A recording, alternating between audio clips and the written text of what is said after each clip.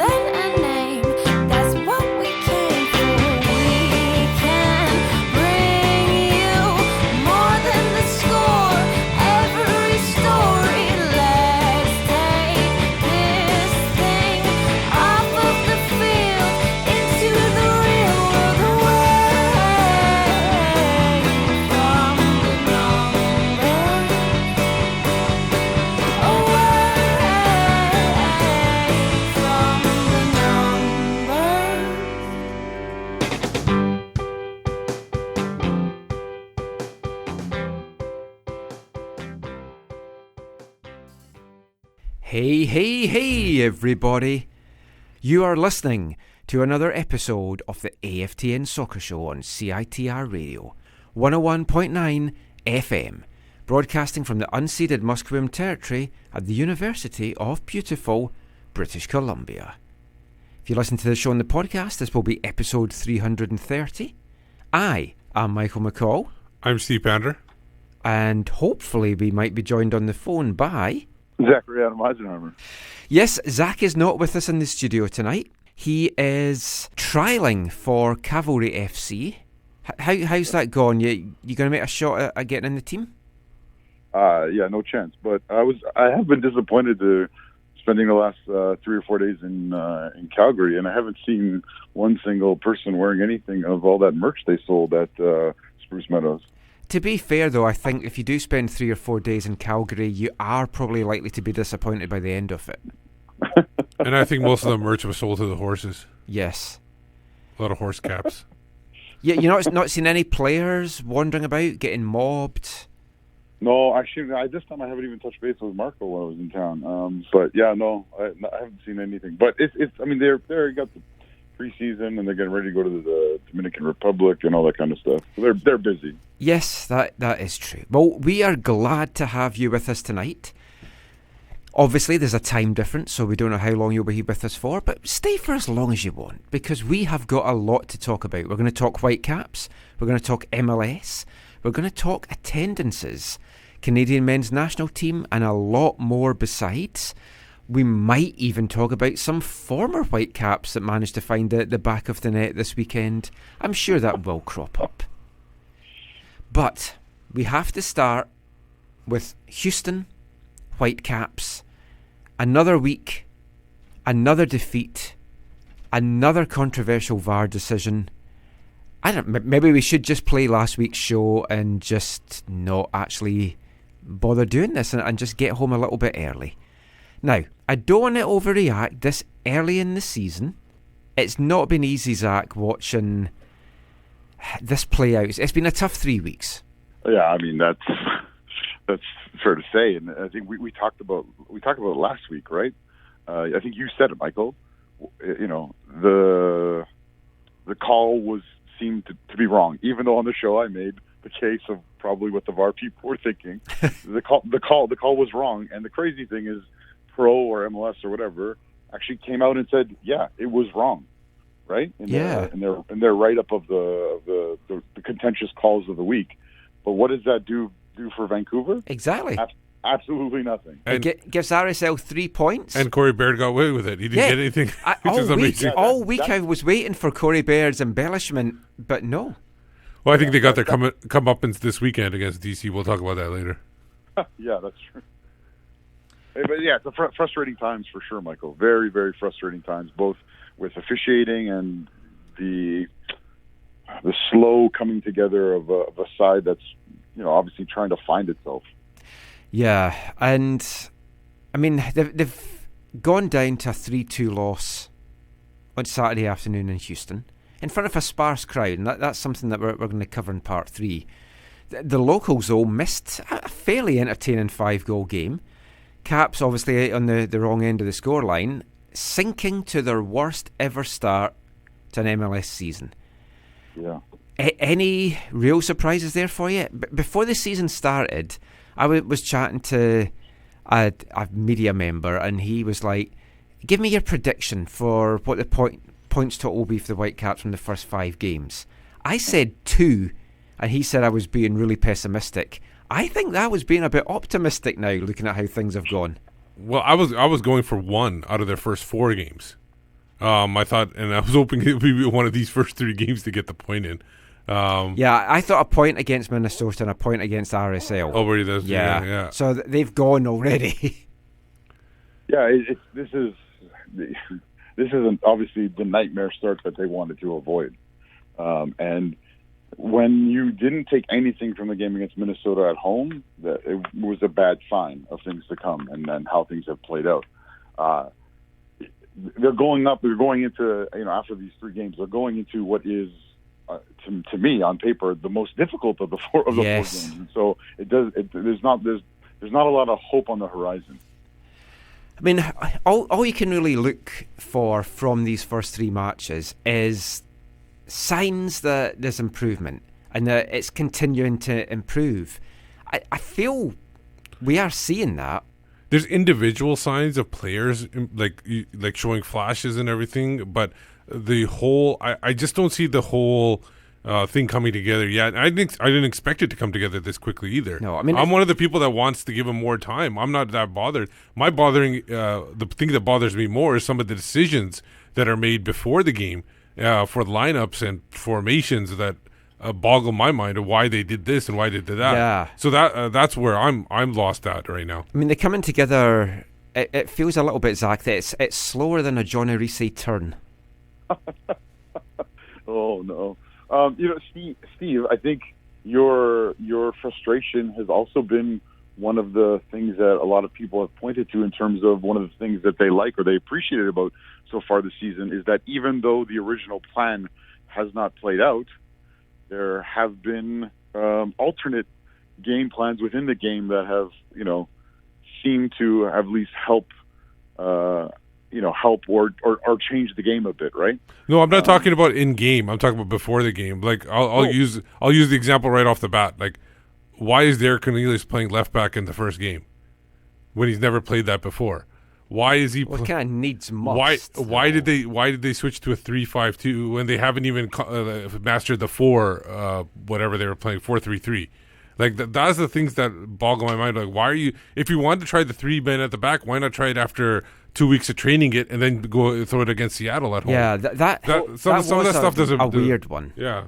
But no, I didn't think it was weird at all. Like it kind of cost the game in both instances. Okay, well, the game against Houston. As soon as I saw the lineup and the formation that was kind of given with it, it was very obvious that they were trying to do everything they could to not lose the game.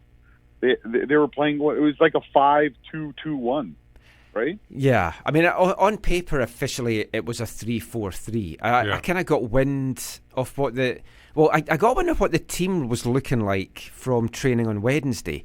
And then the person that told me that, I'm looking at them going, there's no way that is a 4-3-3 formation. So from that, I assumed it was 3 at the back.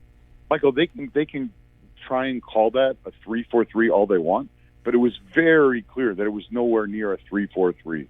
They were playing with essentially 5 at the back, 3 center backs and 2 wing backs. They were playing with 2 holding midfielders and then 2 not super wide other attacking midfielders and 1 lone striker. Well, I mean, you say they were playing with 5 at the back. At times it was hard it didn't look like to see where those 5 guys were. And we'll delve a little bit into the formation in part 2. But when I saw that, I was expecting a heavier defeat. I do a preview for something over in the UK, and my tip was that I thought maybe 2-0, 3-0 down by half-time. That's kind of what I was expecting. So Yeah, I switched from I thought they might be able to pull some points out of this game to they were going to lose right when I saw that formation. Well, I had no faith in it at all. Well, last week I called 3-1, and it was fairly close. yeah, I mean, it was disappointing on a number of levels, especially as well because Houston had been playing in Mexico on Tuesday night. So you're travelling back from a disappointing performance where they put out a strong team. Yeah. You've got all the travel back. I know it's not a long way from Mexico to Texas, but it's still travel and being in a different country and that kind of atmosphere.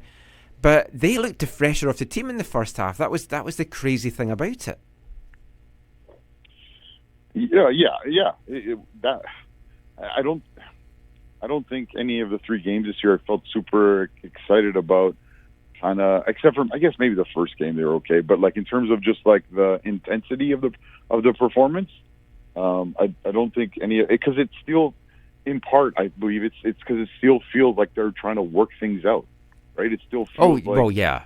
I mean, they definitely are.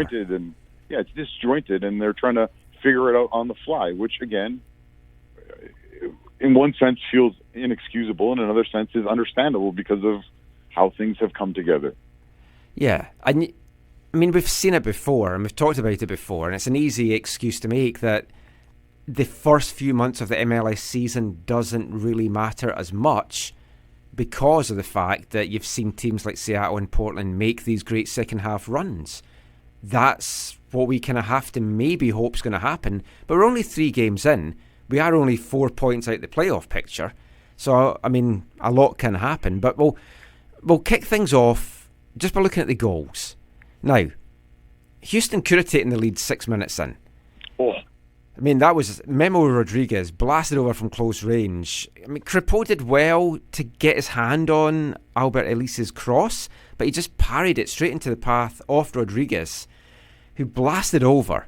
Now, you would have thought that would have been a warning sign for the Caps of the danger that those two were going to pose all afternoon, but nope. Apparently they didn't get the memo, or they didn't even try and pick him up, because 15th minute, again, Elise into Rodriguez, this time buried, stemming from Derek Cornelius giving the ball away in the corner to Elise. And there were so many things wrong with this goal that when I watched it back today, it really started to raise my anger. Starting off with Cornelius giving the ball away, I don't know what he was thinking. Was he trying to hit it off him to go out of bounds? That's was what he I trying thought. To clear it? That's what I thought he was trying to do because it was right into him. But I don't think he hit it hard enough, or he just mishit it, and that's why it didn't come off as well. But he had no support. He had nobody to outlet it to. Where was the fullback? You have to come back and support the player on the ball. Well, that's why I'm saying, like, you're talking about 5 at the back. PC. I didn't see him anywhere at the back. Yeah. I mean, what do you think Cornelius was trying to do there? Do you think he was just trying to hit it off him? Totally. If he was trying to do something else, then there's maybe more problems. There are more things we should be worried about. Because he had nowhere to go, and he was just trying to hit it off the guy and into touch. I guess one thing you could criticize him for is just not smashing it harder, right? Like, because then it would definitely have gone out, or you've got more chance of it going out. Yeah. But when I saw the Houston lineup, I thought not having Kyoto on that left wing was a plus for Vancouver. I thought, this won't be as dynamic from that side of the field, but I was obviously very wrong. Well, I mean, but we talked last week, and the preview show talked about this as well. They were worried about what damage Houston would do to the Whitecaps' left side. And, I mean, the first 15 minutes you saw that. But we'll talk about Cornelius' performance when we look at some of the players in part 2. But he was certainly not the only one at fault there. Yes, he made that initial error. But when you watch it back, I've no idea what Eric Godoy was thinking. Because he's got Rodriguez behind him. He never once glances over his shoulder. As soon as the ball is given away and Elise starts to come into the box, he just heads towards the ball, completely leaving Rodriguez unmarked behind him. Ball comes through to him, and he's got the easiest tap in. But then Sutter as well, he was too far away to close him down. So I don't blame him for not chasing back because he was never going to catch him. Never going to catch him. But he should have been closer as well. But the thing is, like that's the same thing about the support. There should have been somebody on outlet. But I think for Godoy is more like a shock that the ball was given away in that position that he wasn't expecting, and then maybe he at that point it just becomes a scramble drill where you're trying to get to wherever you can. You're not really thinking. You just want to get to the ball.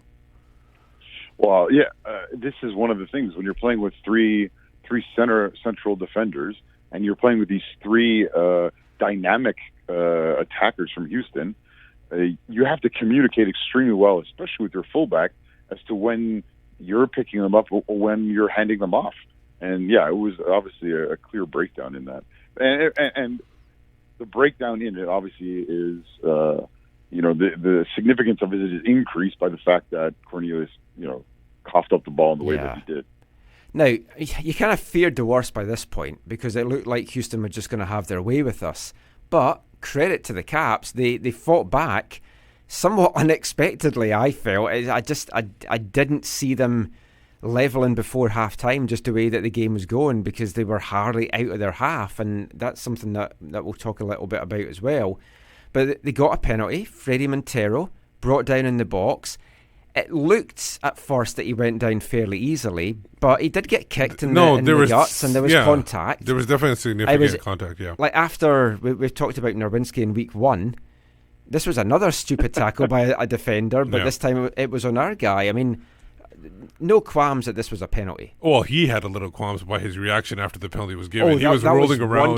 Wonderful reaction. I thought he was just going to start stamping the turf or whatever, like I thought there was a grassy knoll in Houston or something, and someone had a pop at him. Yeah, but I mean that was a clear penalty, Zach.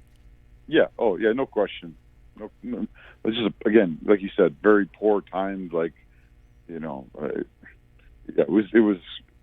It felt like, this is the early part of the season, that kind of tackle. Yeah. Now, Montero gets up, buries it. First goal since his return to the Caps. Even though it's a penalty, does that ease some of the pressure on him? Because he's been brought in to score. We've saw what he did 2 years ago. It was his best ever MLS season. We can at least stop saying now that only defenders have scored for the Whitecaps, so that's a plus as well. But is that any pressure on him, or? I think it takes a little bit off because he's not thinking about getting that first goal. Maybe it frees him up when open play as well. Because he still has to get the ball. Yeah. Strikers are all about scoring and confidence, and so something as simple as a PK can lift that confidence and just help their mental state. Yeah, and of course, giving away a PK can do the complete opposite. Which brings us to this week's controversial moment, brought to you by, I don't know, something that's going to calm your nerves. I don't know what that would be. A hammer? Marijuana? Maybe. Albert Ellis, who, I've got to say, was absolutely fantastic for this whole match, but I feel he's a diving bastard in this situation. He did appear to throw himself down in the box after Cornelius cleanly knocks the ball away. Photos have surfaced today that shows it was a perfect tackle in many ways. He got all ball. The Caps were furious. They asked for a VAR review, which is automatic anyway. And we'll talk about the whole VAR thing very shortly, but it was reviewed. The penalty was still given. Now, am I just wearing my Whitecaps coloured glasses, or, I mean, did you see this in a penalty in any way, shape or form? I didn't see it. Again, same thing with the Nowitzki one. At first, I thought, oh God, it's a penalty. But when you look at it, he like you said, he did get contact with the ball. I thought significant. There was a little touch, but he only fell after he landed on Cornelius's leg. Like he stepped on it. That's when he fell over.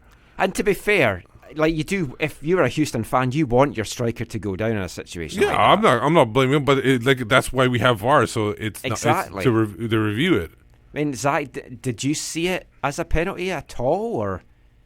You know what, I kind of do. I might. Well, again, I haven't seen it. I didn't look at any of the stuff that came out today, but yesterday, the times that I watched it, yes, he does get part of the ball, but as we talked about before, there's no such thing in the rules as if you get the ball, then you're fine. Yeah, right? But he did. I mean, he knocked it away cleanly. Right, but then didn't his leg go into Elise's leg? Well, Elise's leg went into his. is how I saw it. Yeah, and I think the referee / VAR people saw it the opposite way. Again, Well, you have to think I might need to look at it again or to see whatever angles maybe came out today or images came out today, because I know the images after the last week's game were quite damning, and obviously, MLS felt the same. Oh, yeah. But, that doesn't matter, though, in terms of embellishing the guy or whatever, but yeah. But, one thing, though, and we said this last week as well, you've got a Whitecap defender putting himself in that situation, allowing a player to run at him, get past him, and then forcing him to make a tackle from the back. And, 99 times out of 100, that's just a recipe for disaster. Yeah, Cornelius should have. Yeah, Cornelius should have taken him out before he hit the box. That's the only option at that point. But again, I'm going to go again though. Why is he out there by himself covering Albert Elise? He shouldn't be in that position. Center in a 3-back. Center backs don't normally cover the wingers. They're kind of the backup for whoever the wing back is to cover for them. And I didn't see PC anywhere in that screen when they show the whole replay. Yeah, that's fair, Steve, because Elise is going to cause you so many problems. Yeah. And they obviously are. To me, it felt like, again, when the team they put out was meant to stifle Houston as much as possible, and this was just another example of them failing to do that. I do want to say, you're all, like you said, Michael, you're always in trouble when you're coming in from behind to tackle and scoop the ball away or knock the ball away. Yes, it does come off from time to time, and you look like an amazing defender, but more often than not, it doesn't work out. And this to me, I think is just the case where you're asking for trouble when you come in from behind. This would have been, obviously this wouldn't have happened if they just listened to me and tried to get Elise onto our team. Yes, in the off season, I said send him a $1.5 million. Send him anywhere. No, send him $1.5 million GAM or TAM or whatever you want. Say you'll give him 50% of whatever the sell-on fee, and just be done with it. I think they would have gone for a deal like that. Well, was it him or Minotis that wanted out this summer? At least it was. Yeah, he wanted to go to Europe. Yeah, Celtic were rumoured to be interested in him at one point, and then there was a couple of other clubs as well. I've got an idea of how we can get him, but we'll come to that later. Because Elise picks himself up, slotted the penalty home. It's 2-1, anger-inducing, which brings me nicely onto the section that we debuted last week, and have a feeling we might see a lot of it this season. I'm an angry bastard.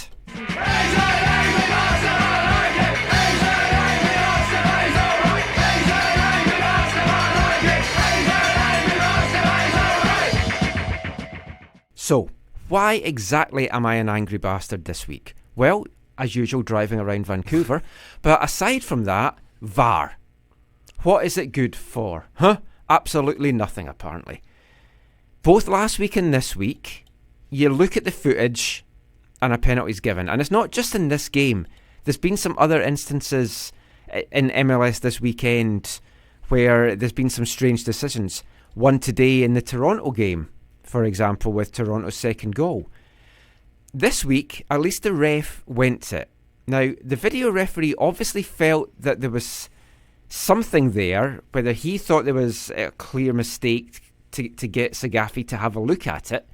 But then Sagafi looks at it, still says no. So, two officials looking at the same footage, but disagreeing. Yeah. How?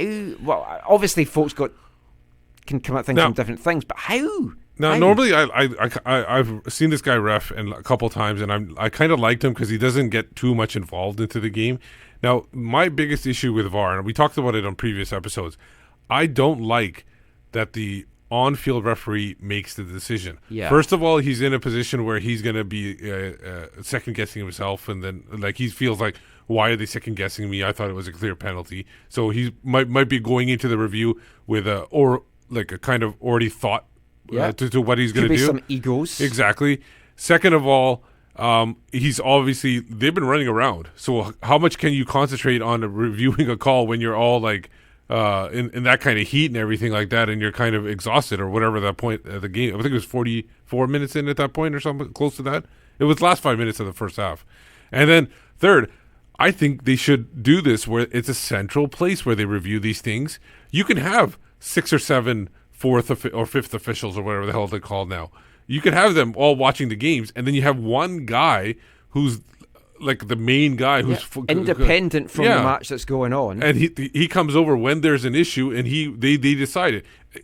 Am I mistaken? Like in cricket and rugby, don't they have the people off the field make the decision? Rugby definitely. Yeah, so they don't rely on the on-field ref, and that guy's never. Those guys usually never have a problem. They want help to make the right call. Zach, should decisions be made centrally, or would refs and pro argue that that's taken away the authority of the match official? Well, I thought New York did have some kind of connection maybe when this first came out, but maybe I'm wrong, and I'm just thinking about how they do it in Germany, because there is a central connection point in Cologne for the Bundesliga that is involved in everything that's going on in all the matches. Like there, I don't know if they have no one in the stadium. It's only being watched in Cologne, and Cologne calls and says, "Tell the ref look at it" or whatever. But obviously, the way this season has started, it does not feel like this is improving on how it was used last year. Yeah, and we've talked in the past on how this is, for the most part, been a fairly seemingly positive development for the game of professional football, and it seems like it might be kind of this is the second full season, right? Yes. So it feels like a sophomore slump for VAR. Yeah, that's a good point. I mean, it was used in some of the FA Cup matches this weekend. Bizarrely, though, not all 4 of them. Yeah, and some of the matches that didn't have it, they needed it. They've done that in the past, too. It seems like they kind of pick certain games to test it out. When you're down to quarter-final stage, that's just ridiculous. Yeah. And we won't mention your Man United too much, Steve. I know you won't like that. But yeah, VAR. That's why I'm an angry bastard this week. He wants to kick the Charles round the balls. He wants to kick Kevin Keegan round his hall. He wants to scream and shout in Thatcher's face. He wants to drink and forget the human race. He's an angry bastard, I like it. He's an angry bastard, he's alright. He's an angry bastard, I like it. He's an angry bastard, he's alright. That music actually calms me down. That's what I play a lot of this when I am driving around Vancouver, so I'm possibly getting links here. Anyway, so I've calmed down a little bit.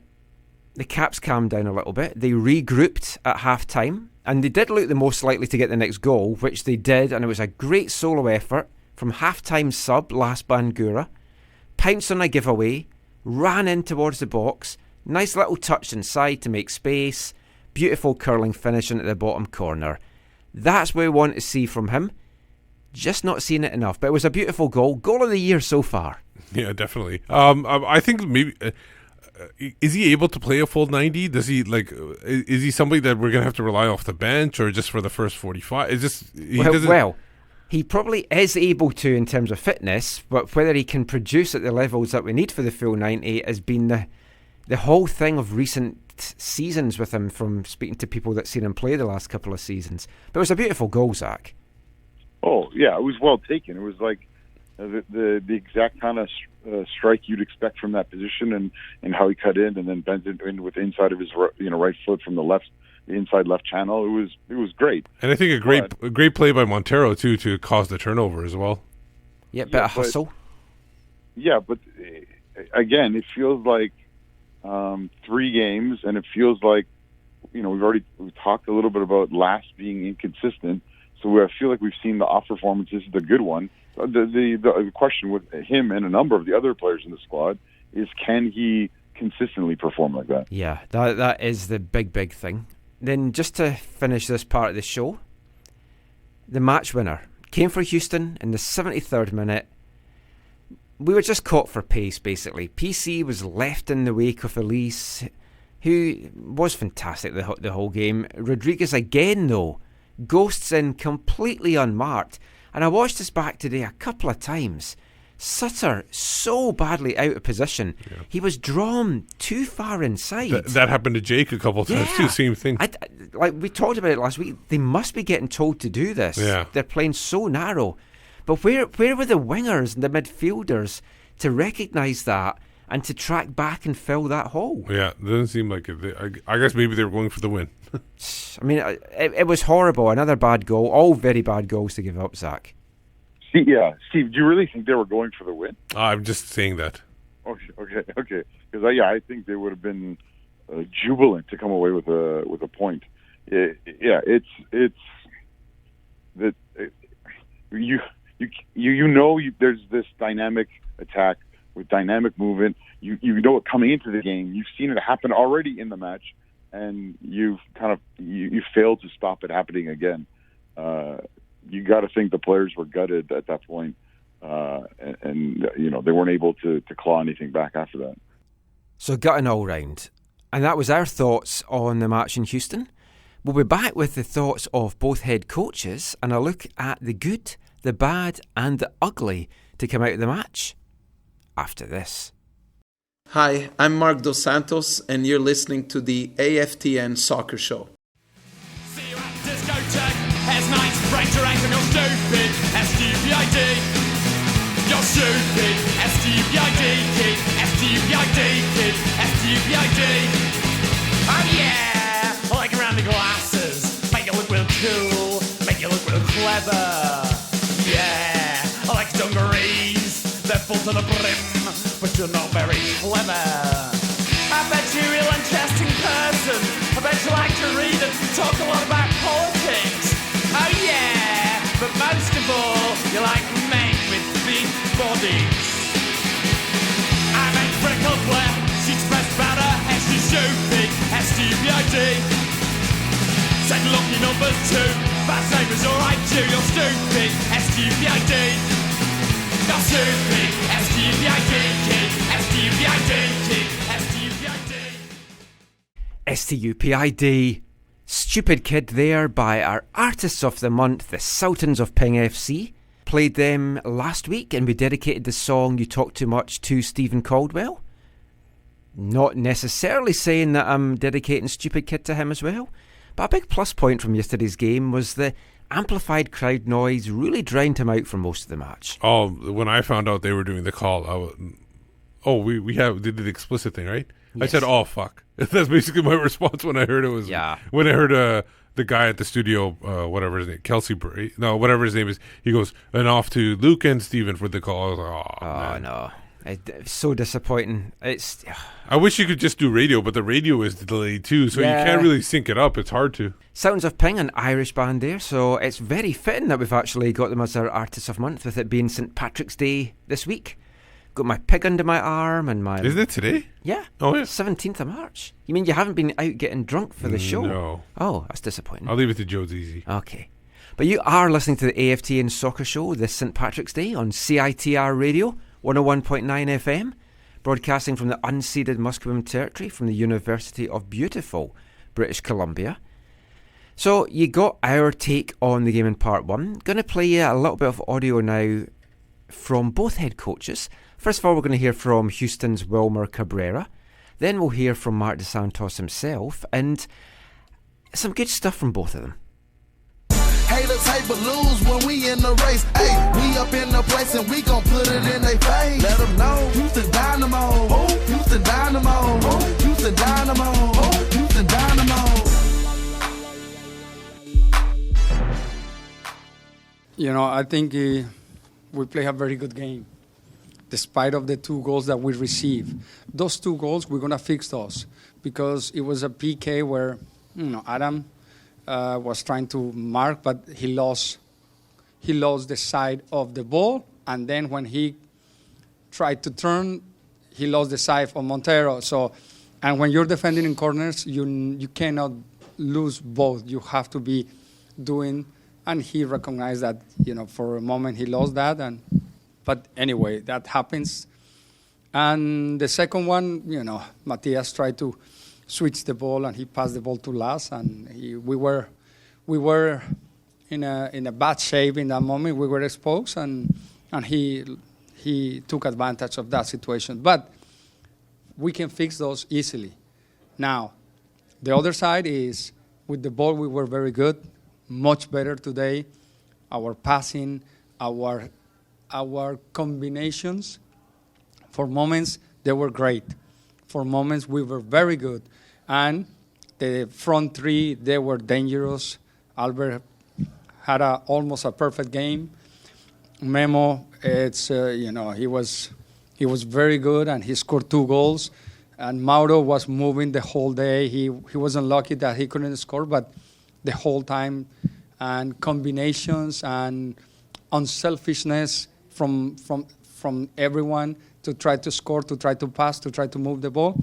I think that was very good, and I'm happy about that. And we scored 3 goals. Very good in the way we play normally as a team. We can talk about Memo. What can you say about his past 2 MLS games, and how hard is it to keep him out of the starting lineup for the following games? I saw the possibility to give a little bit of break to Romel because he was, working hard throughout the other competition, and it's just a matter of, okay, now Memo, you're gonna play, and Romel, you're coming from the bench.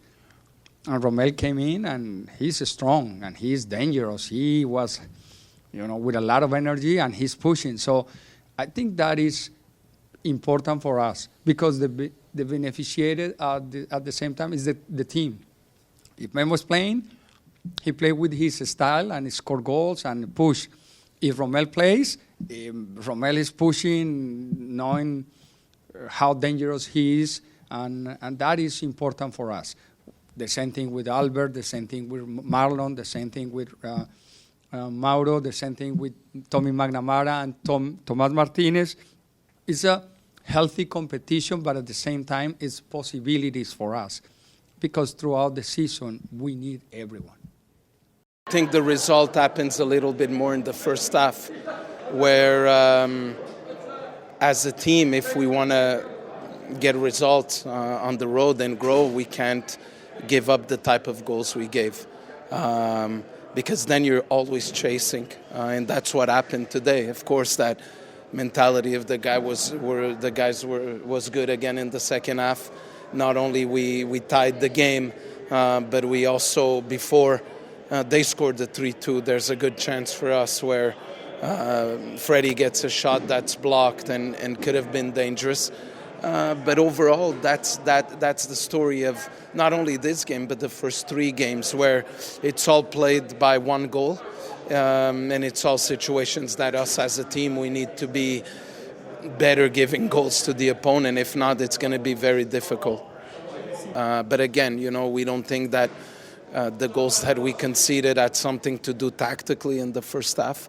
It was much more decision-making that brought us to be down in the score at half.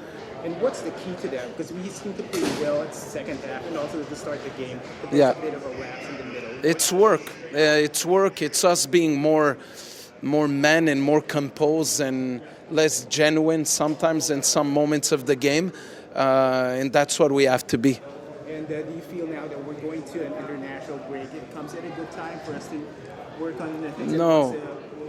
No, it doesn't come at a good time, because after you lose and when you're in a moment like that, you want to play right away. So the international break comes in a bad time. Start the year off with 3 losses. Do you feel like this was the best performance of the 3? No. I think it was a lot by pockets. We had good pockets of moment against Minnesota. Then our second half against Real Salt Lake was good. Then again today we had good pockets. Of course that you feel that there's more and more in the team growing. But if you want to make points, you can concede the way we concede.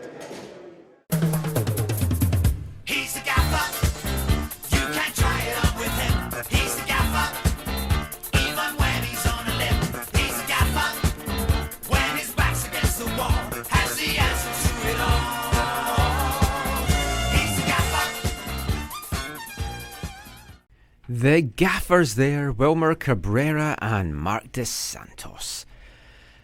Just having a little look over some of the things they said. Now, I liked that Marc Dos Santos didn't reference the penalty, VAR, chemistry, nothing like that. Yeah. Just basically said we need to be better. Talked about needing to be far better defensively and not concede the way we're conceding. Well, I should tell you something that in the post game show that was on the radio, he actually didn't even see the penalty at that point when he was talking to them. Oh. And it was Paul Dolan who described him what happened to him. And Paul Dolan was totally against it being called a penalty. So he was basically describing it to him, and you could hear DeSanto go, "Oh, really? Oh, okay," like that. And so it was it was interesting to see that, obviously that's probably, I don't know when this interview happened compared to that one, so not sure, but he didn't see it at that point. Yeah. He's saying good things, Zach. Yeah, I mean, it shouldn't come as a surprise that he's not talking about the lack of chemistry. I believe he said, I can't remember when or where specifically, but he said that he doesn't want to talk about that as being an excuse. They just need to move forward. So I don't think you'll hear him talk about it going forward, because I don't think he likes to make that excuse. I think he knows that everyone knows that that's an issue, and there are, everyone hopes, doing all that they can to overcome that. The same thing with the defending. This is what you expect him to say, right? We're not defending well. We need to change it. So, well, it's refreshing that there's not any BS about good performances, unfortunate results, blah blah blah. And I mean, he's saying we're playing well in pockets. Defensively, though, is a big worry. Ali Adnan should be in for the next game. That should help at least. But I mean, what about the right side? Do you go with Sutter? Do you go with Nerwinski?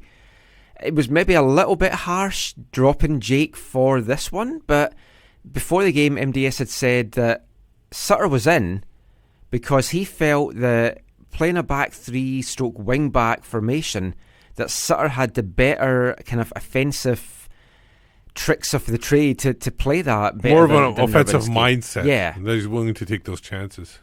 I mean, who would you go with moving forward, or at least for the Seattle games? Would you go with Sutter, or would you bring Jake back in? Well, I think we're all of the same mind, right? There's no way they're going to go with a back three or a back I five hope not. Yeah, you have to have the right personnel if you want to do a back three, and they didn't have the right personnel. Well, and they showed that by changing it at halftime, right? Yeah. And so because I cannot see it being another back three or back five, then I think you see the return of Jake. Yeah. Now the Caps have a week off to think about stuff, think what they've done, working things. Made it a little bit tricky with the fact that 3 of the defenders and 3 other players are away on international duty, and as noted by DeSantos there, this break's kind of coming at the worst time because you've got 3 defeats and you just want to get back in playing things. You don't want to have time off. But do you feel this will recharge some batteries and give them some time to work on stuff, or not really? Well, it's hard because a bunch of the stuff, the defensive stuff you want to work on, a bunch of those key guys are not there. Yeah. So that's why I think he's frustrated. It's in Baum and Reyna that are going away, right? Up top. Yeah, that would be. I'm not concerned about Reyna because I don't even know if he should be in the starting 11 going forward, at least in the next game. Yeah, we'll come at him in a sec. Yeah. I like listening to Cabrera. Now, last season, the MLS players were polled as to which lots of questions. One of the questions was, which manager would you least want to play for? And Cabrera topped that poll. I think it's because he's a little bit like Mark DeSantos in that he calls a spade a spade. He just says what he thinks, and you know that he's going to tell the players that personally as well. Listening to him there, though, see, when he reels off all those attacking players and how if some of them are playing, what guys he can bring off the bench and stuff like that, it's frightening to see a team with so much of attacking threat. And then you look at the Whitecaps and, yeah, we've got some guys that can come off the bench and be game changers, but we're nowhere near that deep attacking guys. I understand what you're saying there, but this is the same team that missed the playoffs last year. They didn't make very many changes. Yeah, that was their defence that let them down. Yeah, and their defence didn't look that great yesterday either. So, I understand that where you're saying they have potential, but last year the potential didn't work, especially when they go on the road. So I talked about that, which I didn't put in the thing. I agree with you. The names are definitely there for Houston. It's just a matter of whether they put it together.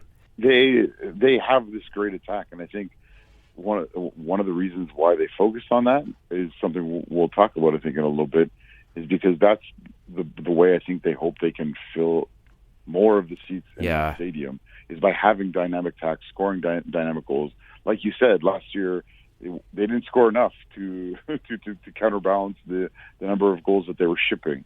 And so this year, I think they're one of those teams that will be, in and around hunting for a playoff, or just in the playoffs, or just out of the playoffs, or whatever. Because we still don't think I still don't think we have a clear picture of how well or how poorly they'll be defensively.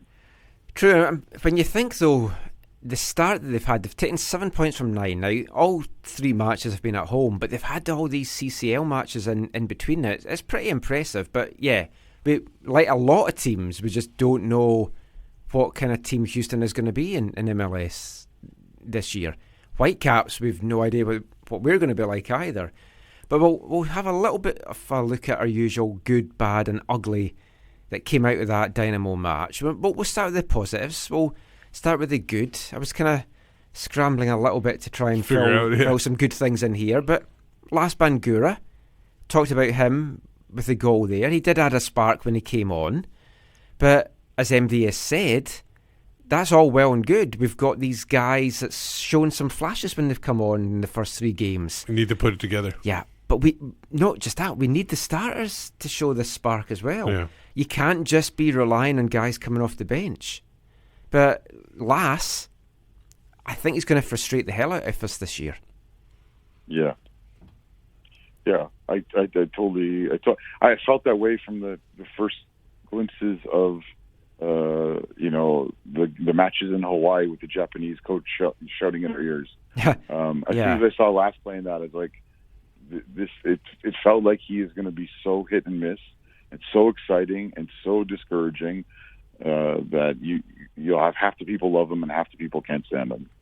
And I'm happy if his consistency improves and I'm wrong, but that's how it still feels that way. But yeah, I agree with you. It was one of the best things of the match was his finish. If he is brilliant for half the games in the season and helps us win half the games, there's 51 points. So that's a good starting base. Yeah. But I only watched the first half live, and then I was going up to Empire for the VMSL Imperial Cup semi-finals. So I started to listen to the game driving up there, and Pete Shad was commentating just as Lass got his goal. And Pete was saying Lass's celebration was like, oh, calm down, this is what I do. And I'm thinking, I wish that was what he did. Yeah. If that's what that celebration was, you need to learn from it, mate. Yeah. Another good thing, at least, was Hwang is looking good. Still looking good. Not converting on those chances, but coming pretty close. Yeah, a couple of close calls, forced a couple of saves, 90% pass accuracy this week, so good. Shame they can't spell his name right on his jersey, but I mean, apart from that, it was a pretty good outing. And that was unfortunate. I hadn't even noticed it until I saw it on Twitter later on that night. It was our good friend Jerky Looming. Jerky. I always call him Jerky for some reason. I do like Jerky though. He is continues to be the most exciting player to watch in the squad. And I have some South Koreans that I connect with via work who are they're talking about the Whitecaps again. They're excited because one of their own is in the squad and what he might become and what he is and all that kind of stuff. So hopefully he just continues to improve, and also more than just improving as an individual. Obviously, you want him to be able to control games and lead the team on the field. I mean, he definitely looks like the guy that could be the difference maker. I'm still sticking with Joaquin Ardaiz as being my guy for this year. Okay. I just want to go and fight crimes with him. Yeah. I do kind of worry though that as we kind of investigate the crimes, he could turn out to be the guy that's committing a few of them. But that's just how he looks, I think. I don't know. Or private detectives. Yeah. I've had a lot of time to think this week. Now, I'm taking this as a positive because I was struggling, as I said, but each defeat so far has been just by a single goal. So we are close. 2 of those were controversial penalties. Yeah, there were the differences in each match. That's a sign that we're maybe not too far away. I don't think they're that far away, but the thing, you're hoping that it accelerates faster, because the problem is with not being like just losing every time that's all you hear. Nobody really looks at the whole game as a total. They just want to see the result. And I know you love results. That's what you want to see, but when you turn over a team this much, you just gotta give it that little bit extra time and everything. But we'll see what happens in the next few games. I think another positive was I know he led in 3 goals, but he really had no chances on the 3 goals. Max Crepeau had a decent outing. So he's not looking out of place at all. That's true. I agree with you, Steve. I would have included that far ahead of Michael's.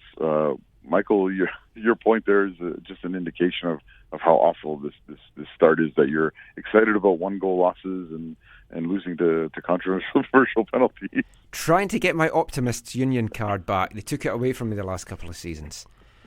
And talking of which, let's move on to the bad. Now, as close as we may or may not be for turning things around, that is 9 points dropped to teams that you have to feel, come the end of the season, these are the teams that's going to be in and around us battling for these playoff spots. And that could be huge. The schedule hasn't helped us.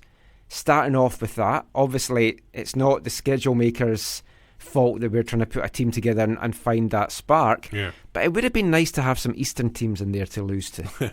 Maybe we'll beat them down the road. Oh, maybe. That doesn't help us. We want to take points off the Western teams. Yeah. But any concerns, Zach, that we have given up 3 points to teams that these could be 3 big points?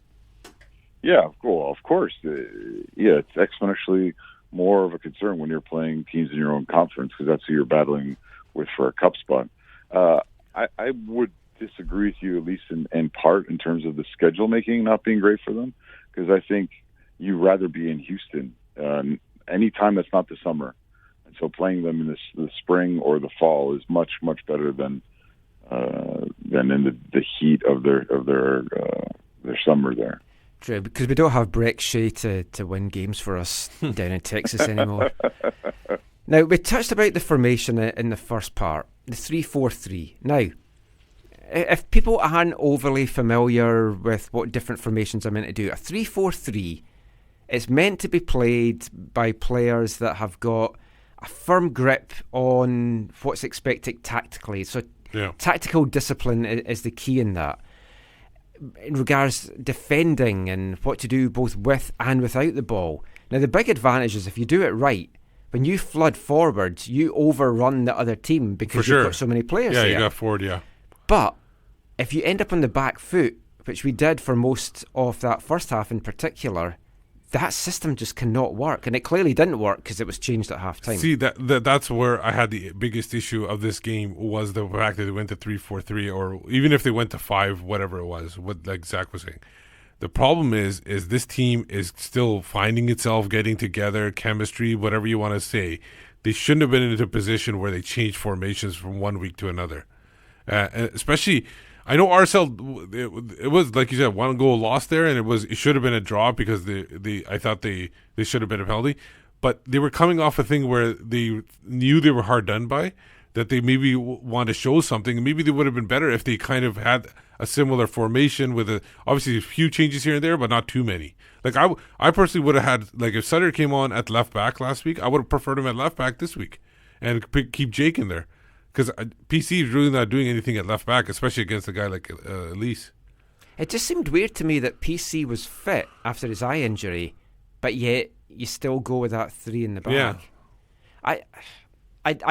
I'm sure this didn't play a part in it, but with the Canadian national team game coming up and Cornelius possibly being the starter in that, did he want to give him a run out and get him some minutes? Well, this didn't help with his confidence right now. Shot his confidence anyway. Yeah.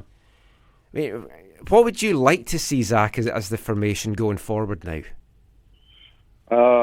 I think the 4-3-3 that, from opening day, I think that's more likely to be the formation that will be the primary one this season, and is one that obviously is different than what's been played basically in the whole MLS era, or at least Martin Rennie sort of did it as well a little bit, but it's been a long time since that's been the primary initial approach to matches, and so I think that's what it needs to be, and I do think that they don't have the perfect personnel for it, but I think they have enough of the right pieces to make it work. and I think that's what they'll want to play at home because it has the potential to be more attacking. I can't see them doing something more defensive on the road, like 4-2-3-1. Yeah, I'd like a 4-1-4-1 possibly, but yeah, I mean they have to solve the problem. Like passing accuracy in the attacking half and the final third is shocking.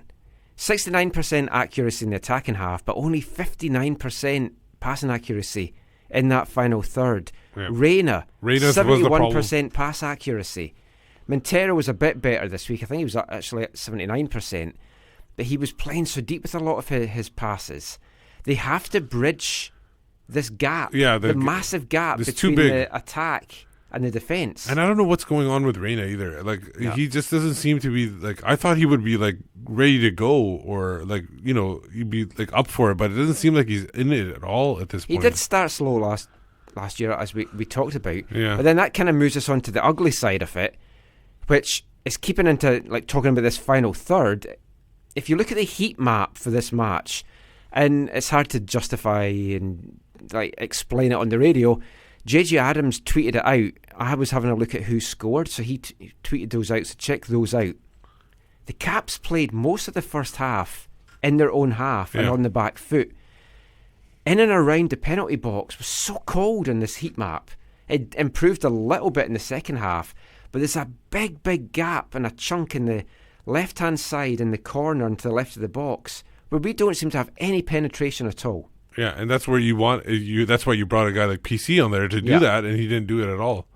So yeah, it's going to be a big issue if they don't fix this. I mean, hopefully Adnan can do something with it. Do you see a big missing piece, Zach, as being possibly another number 8? Because Hwang can't do all this on his own.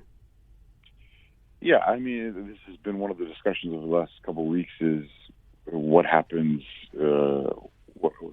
What is Felipe's role in the squad, and is that someone you want to bring in another player similar to who can either push him or replace him or take some of his time or whatever? So yeah, I think a number 8 is I think I don't think Inbaum's a true 10. I don't think Vancouver's never had a true 10. Pedro Morales is the closest to it, right? In MLS era. Yeah. So I think.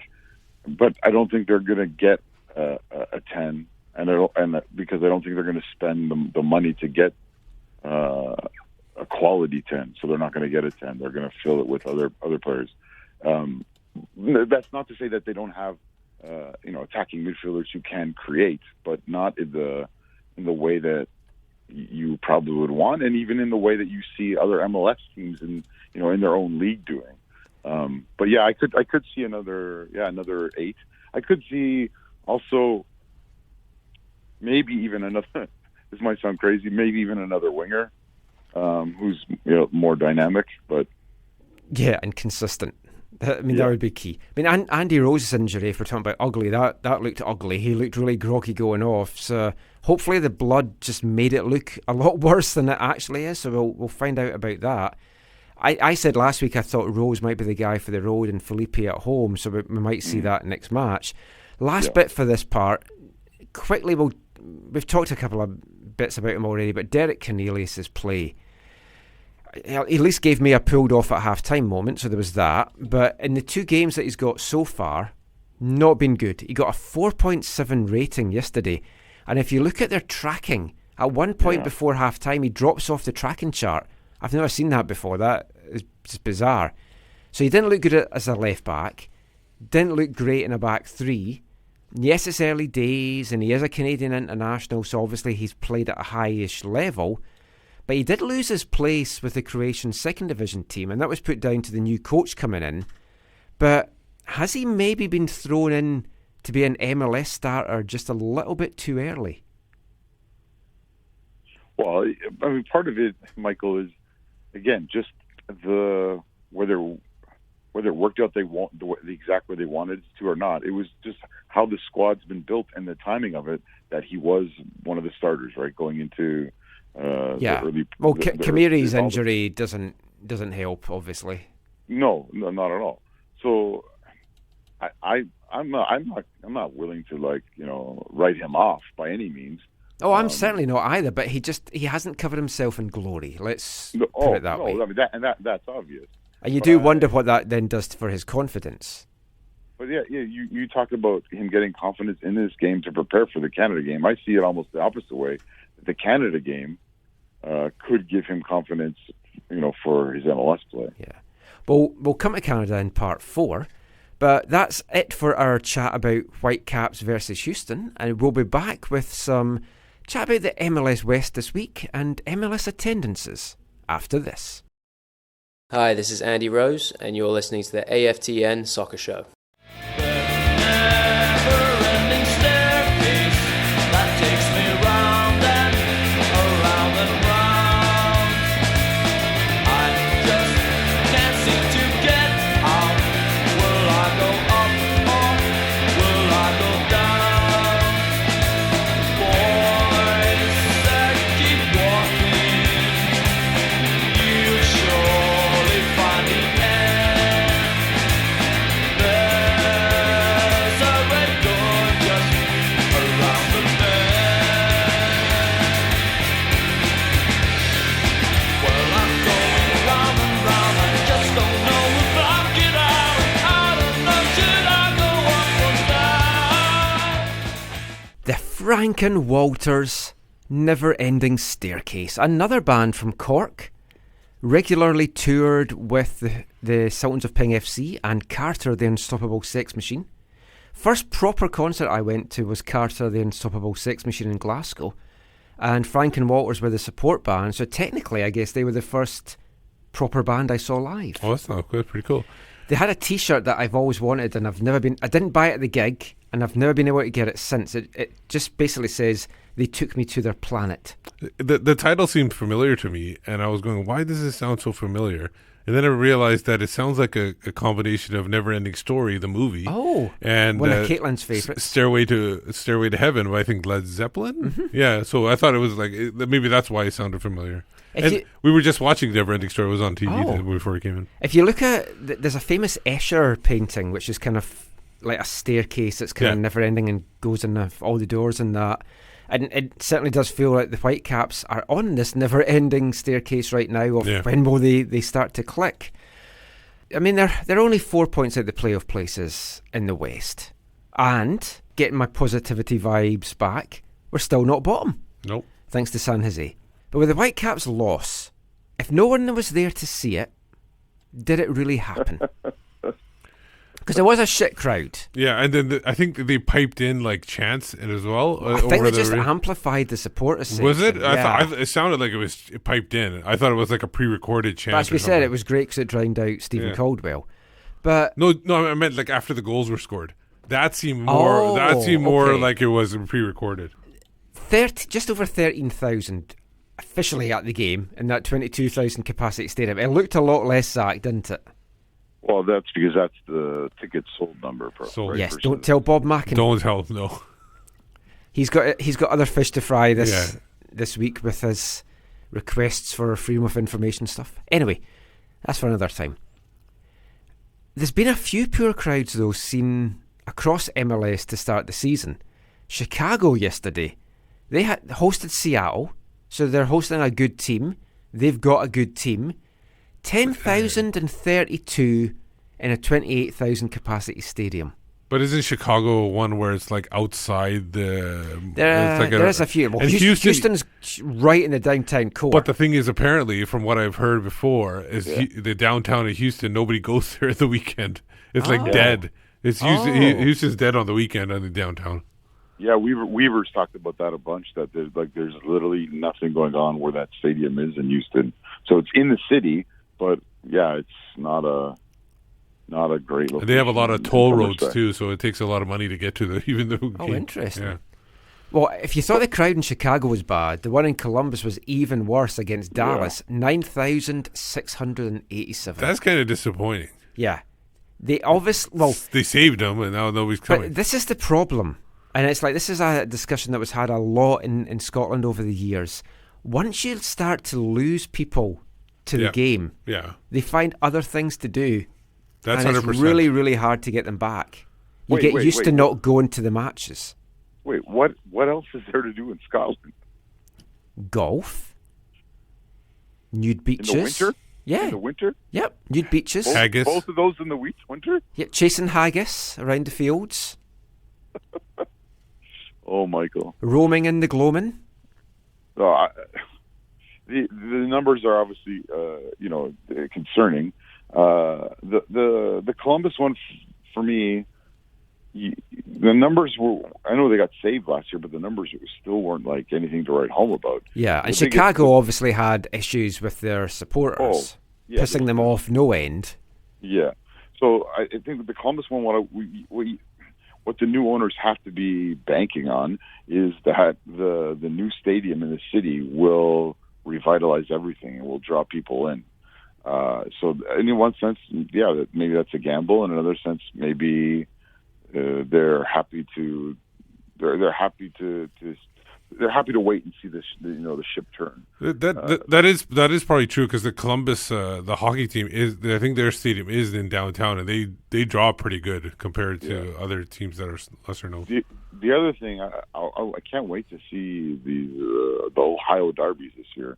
Yeah, I wonder what that will do for not just the attendance for those games, but maybe again build things up in the city of Columbus and then in the state as a whole. That should be fantastic. Now, Houston and Dallas, though, they've been in the bottom six attendance-wise last year, which makes it great that we're adding a third Texas team to the league. Yeah. Why not move just one of them, for God's sake? But Wilmer Cabrera was actually asked about the poor crowd yesterday by one of the journalists, which I thought, that's great to actually ask him that. And he had a really good response for it, so I just want to play that for you now. 3 games now into the season. 16,000 attendance in the first game, 12,000 in the last one, 13 for this game. I imagine you don't, and your players don't enjoy playing in a half-empty stadium. Do you think you and the team are doing enough to connect with the community to get them out here, or why do you think the attendance is so low? Well, my job, I was hired to be the head coach for the Houston Dynamo. And our job, the players and us, is to bring joy on the field. If you tell me, in the 3 seasons, this is the 3rd season, we haven't brought joy in Houston. If scoring most goals than any other team, Houstonian team or Houston Dynamo team in the history, having more goals, more attacking, more possibilities up front. But that's we cannot do more than that. We need to qualify to the playoffs in this season. That's the goal. We want that. But I think in that aspect, we try to connect the best way possible is trying to bring 3 points, trying to bring flair over here, trying to have a respectful team that plays well. That's what we bring in. Now, are you doing enough as a journalist? Are you guys doing enough to show that, to talk about that? Because that could be also my question. Because when we see the stadium, and when we see other stadiums full of people, and the teams aren't that forward mentality, we feel a little bit sad. What can we do? We are willing to help. But our main responsibility is try to win games at home especially. And we're trying to do that. And I think we're improving in that aspect. Hopefully, we can find the formula to make the city proud and to bring more people into the stadium. So also, it's a good possibility that you guys may help us to spread the message, understanding that they have a good team here in Houston and the people can come and enjoy every time we play. Interesting take there from Cabrera, and in some ways, it's not the journalist's job to promote the team. No way it is. No, but it's like giving a team coverage. Yeah, you give the in coverage. a city where, I mean, this Houston Astros, obviously, which is the big thing. You've got, obviously, the NFL team as well. Do the Dynamo possibly struggle to get featured enough in the press? I think it's more what he's meaning as opposed to promoting the team. Are they featuring them enough?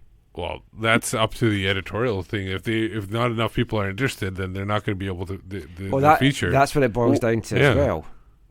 I think partly what he's saying, and it was kind of enjoyable to hear him respectfully push back on the question. Is that I don't think he's saying, "Hey, go out and promote the team for us." Seemed like that's what he was saying. No, but I think what he was saying is like maybe you could, in your reporting of the team, you could talk more about the things that we have been doing. Whatever, scoring the most goals in the league campaign, in the history of the MLS era or whatever. That's the only era, I think. But does that include the San Jose days, or? That's a very great question, Michael. But that kind of stuff. I think he's saying the way that they talk about the team when they do talk about it, not in terms of I think he's asking them to paint a more clear picture of what they have done, not to take away from the fact that they haven't won. They haven't won enough to make the playoffs last year, or whatever. He sounded like he owned up to that in what he was saying. But he's saying there's probably you could do your job and paint it in a bit of a more positive light, and that would help the team, which I think in one sense also helps the media. Yeah, and it's hard for some teams that are in markets where you've got the big two, but you've got baseball and NFL. That's obviously going to fill the things. Like right here, now, the Canucks. Yeah, and also in Houston, the most successful team out of second most is the basketball team. Right. So you actually have three teams that are bigger than them. Totally forgetting about the basketball side as well. So, I mean, it is tough for a team like the Dynamo to find that place in the media. In Vancouver, we're kind of fortunate in a way that we haven't played well some seasons, but we still get the crowds in. Yeah. And I think this was a big off-season for the Whitecaps, because if they hadn't replaced Carl Robinson, I think a lot of folk would have walked. Whether they might after this season anyway, depending on how this season goes, it still might happen. But you can't take for granted this crowd and this fan base that we have in this city. No, but that's the thing. I want to go back to the journalist thing. They weren't covering the Whitecaps very much. When it was even when it was 22,000 or 21,000, if they dip down to 18, they were never covering. Just in this last year and a bit, not even year and a bit, sorry, the end of the year, when all the controversies happened and everything, and then going into this year, have they even started covering more? And then on one of the stations, you have a 1 hour radio show now back on, and that was canceled after so long. So it's actually because there are more people paying attention to it. That's why now the media is paying more attention to it. It does all boil down to numbers, because, and I've had this chat with Patrick Johnson at the Province. You can put something out about the Canucks at midnight, and within the first hour, it's like four-figure reads. You can put something about the Whitecaps, and at the end of a day or two, you've not even got into four-figure reads. Yeah. So they've got advertising and stuff to pay for. It's tough for soccer teams in North America. And you know what? That's fair. We've talked a lot over the years about how the Whitecaps have missed their opportunity to capture and inspire the people of the city, and they, in my opinion, they failed that in two ways. One, on the pitch, and that's the obvious one, right? Because that's what puts bums on seats. Winning teams should put bums on seats, although Houston's record at home is good and doesn't necessarily do that. But here, a winning team will pretty much automatically put bums on seats. Totally. But the second way that they've failed, and it's unfortunate that I feel like this year was one of the set up to be on a plate for them, and it's helping, but it's not enough. Is the off the field stuff? They have, again, in my opinion, never done well to actually fully become lovable You know what I mean? Like, there's so many. And every couple of weeks is another off the field thing. Yeah. I received an email tonight from somebody wanting us to talk about Bob Mackin looking into the what is this deal the Whitecaps have at BC Place, and that's something we'll maybe delve into in a future show. But it's like little things keep coming out that, and he actually said in his email, it's hard to love this team. Yeah. And sorry, obviously not everyone feels that way, but it feels like there's a lot of people have reasons not to love the team, and there's a variety of reasons. It's not even like necessarily one thing. But, and that's something that they failed to. That's something that's a result of how they've approached things. So, and they've failed to alter things for whatever reason. But this was, this year with them for years now, people have known in 2019 they're going to celebrate the thing. For years now, people have known this is when the hoop is going to come. Yeah. They even in their season ticket package tried to be, I think in their minds, generous by including things like a patch and doing the packaging up with the newspaper thing and whatever. Which if anyone has a copy that they don't want, I wouldn't mind getting a copy of that.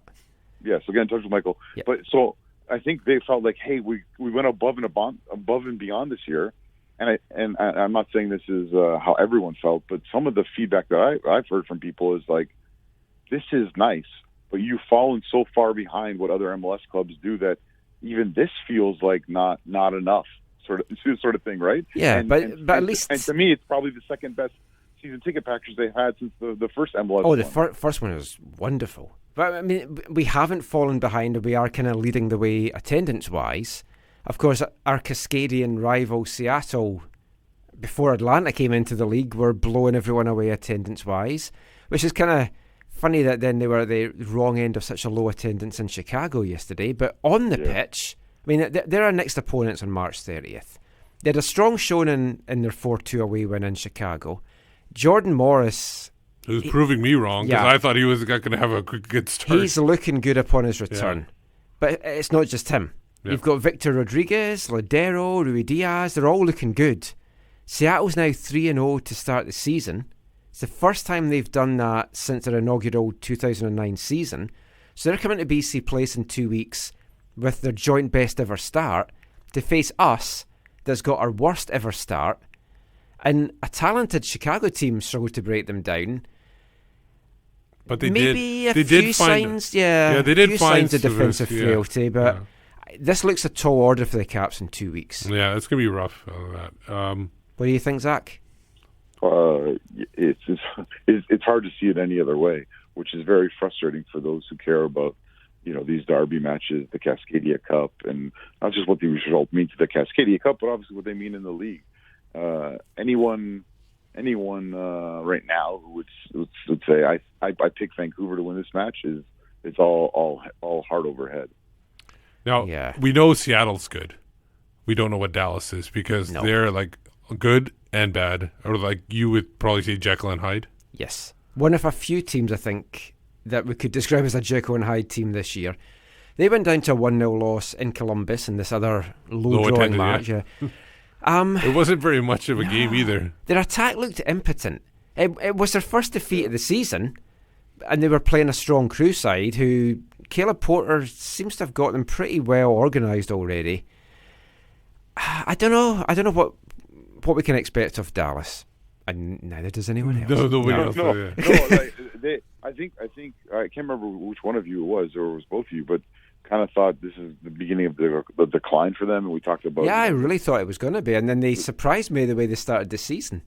Yeah, and then the coaching change I think is obviously a huge part of it, but they I agree with you. They looked really poor in this match. The parts I saw of this match, they looked very, very underwhelming, and it looked like their young homegrown keeper Gonzalez kept them was the one who kept them in this game. Yeah.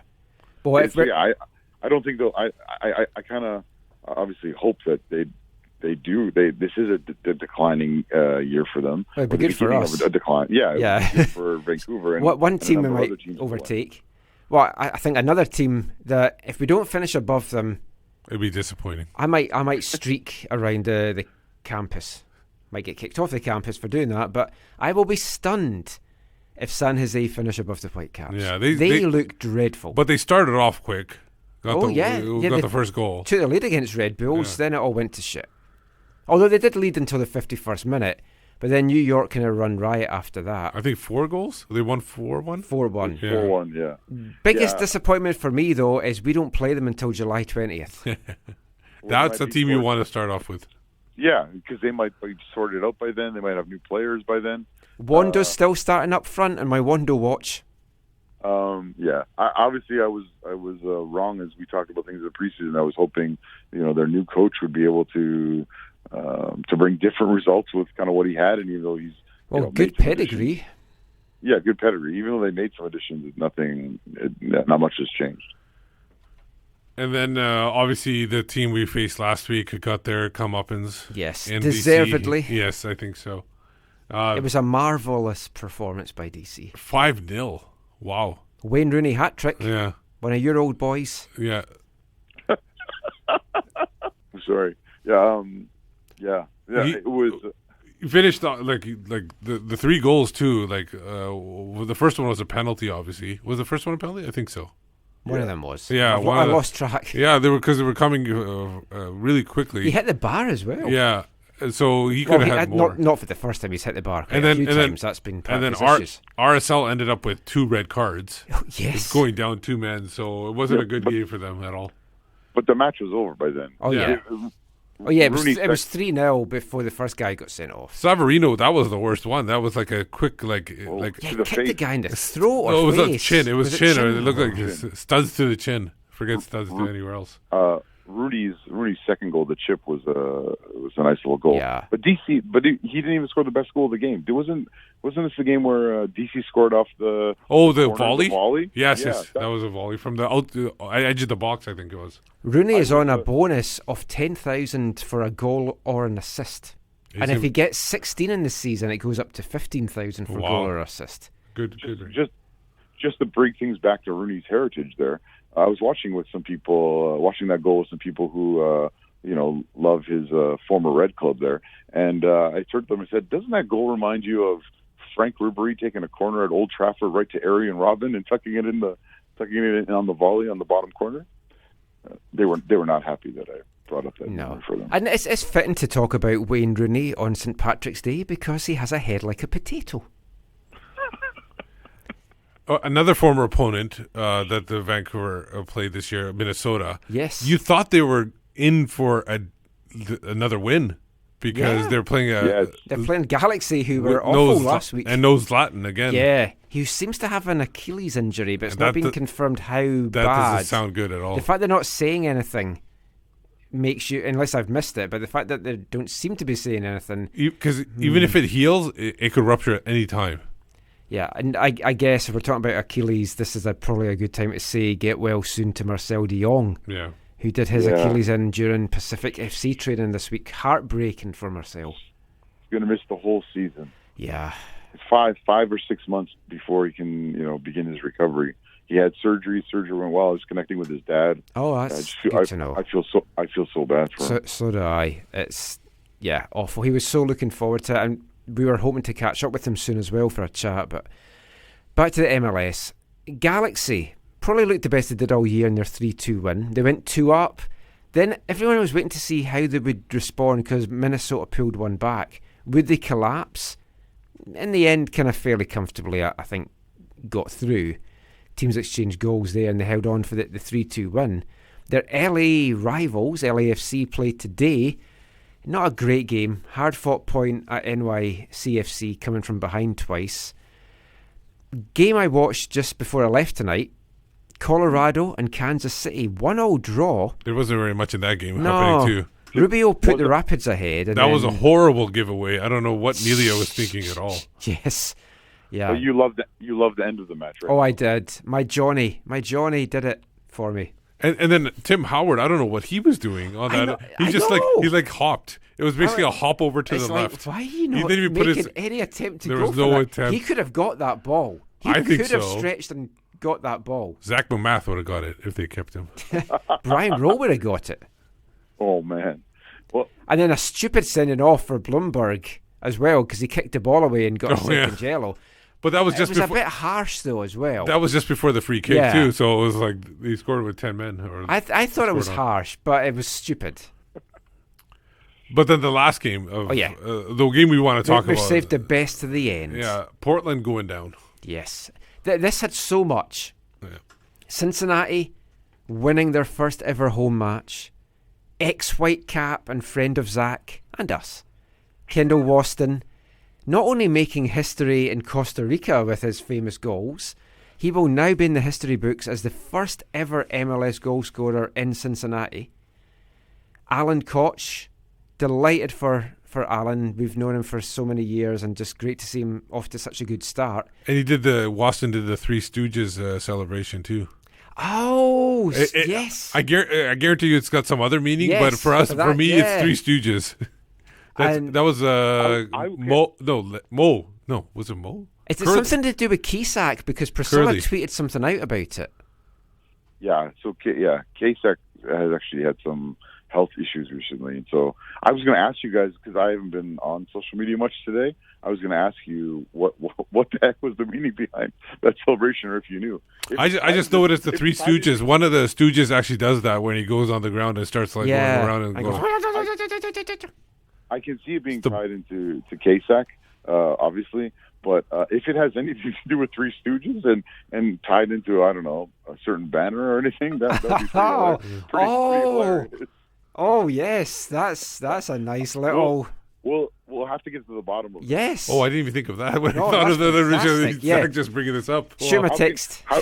How can you think of anything else when you talk about Three Stooges? No, because I was just thinking about the celebration. Oh. Right. Also want to say delighted for Spencer Ritchie. Oh, fantastic. Who came in last week because of the injury to the guy whose name I can't pronounce. I don't think he should give it up either. No, I think he's claimed the starting spot now. He made the one big save right off the line, and there was a couple other ones too. Last week as well he was good. So, I mean, he's played now in... He's the starter going forward. He has two great games. And, yeah, just delighted for all the ex-Whitecaps down there and the fans of Cincinnati who deserve it. It was an absolutely fantastic atmosphere there today. And, yeah, good luck to them. The better of the two expansion teams in MLS this season. But that is it for our MLS chat. We're going to be back in part 4 with some Canadian men's national team talk. Hi, I'm Alphonso Davies, and you're listening to the AFTN Soccer Show.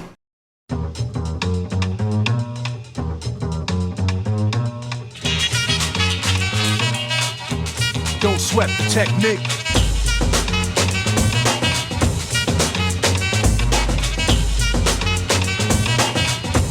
Don't sweat the technique.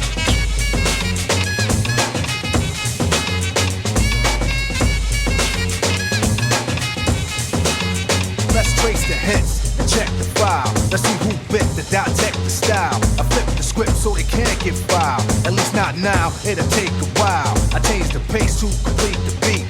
I drop the bass to MCs get weak. For every word they trace is a scar they keep. It's when I speak, they freak to sweat the technique. I made my debut in 86 with a melody in a president's mix. Welcome back to the AFTN Soccer Show on CITR Radio 101.9 FM. Don't sweat the technique there. No, Canada can't sweat the technique. No. They just got to get the win.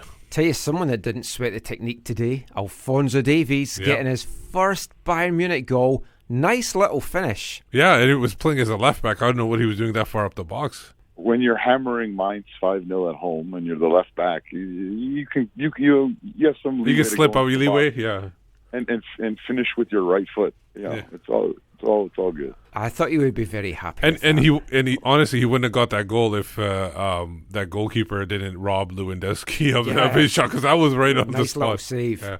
Super happy for him. Just another momentous occasion, and what we hope will be many, many momentous occasions over the years ahead. And another momentous one coming up for him this week, because he returns to Vancouver, to BC Place, where it all began, if you ignore all the Edmonton years. But back playing for Canada in their last CONCACAF Nations League qualifier against French Guiana this Sunday. Next Sunday's show we'll be talking a lot about that. The men's national team back in Vancouver for the first time since the World Cup qualifier against El Salvador, which, can you believe, was 2.5 years ago. Feels like only yesterday that we were heartbroken.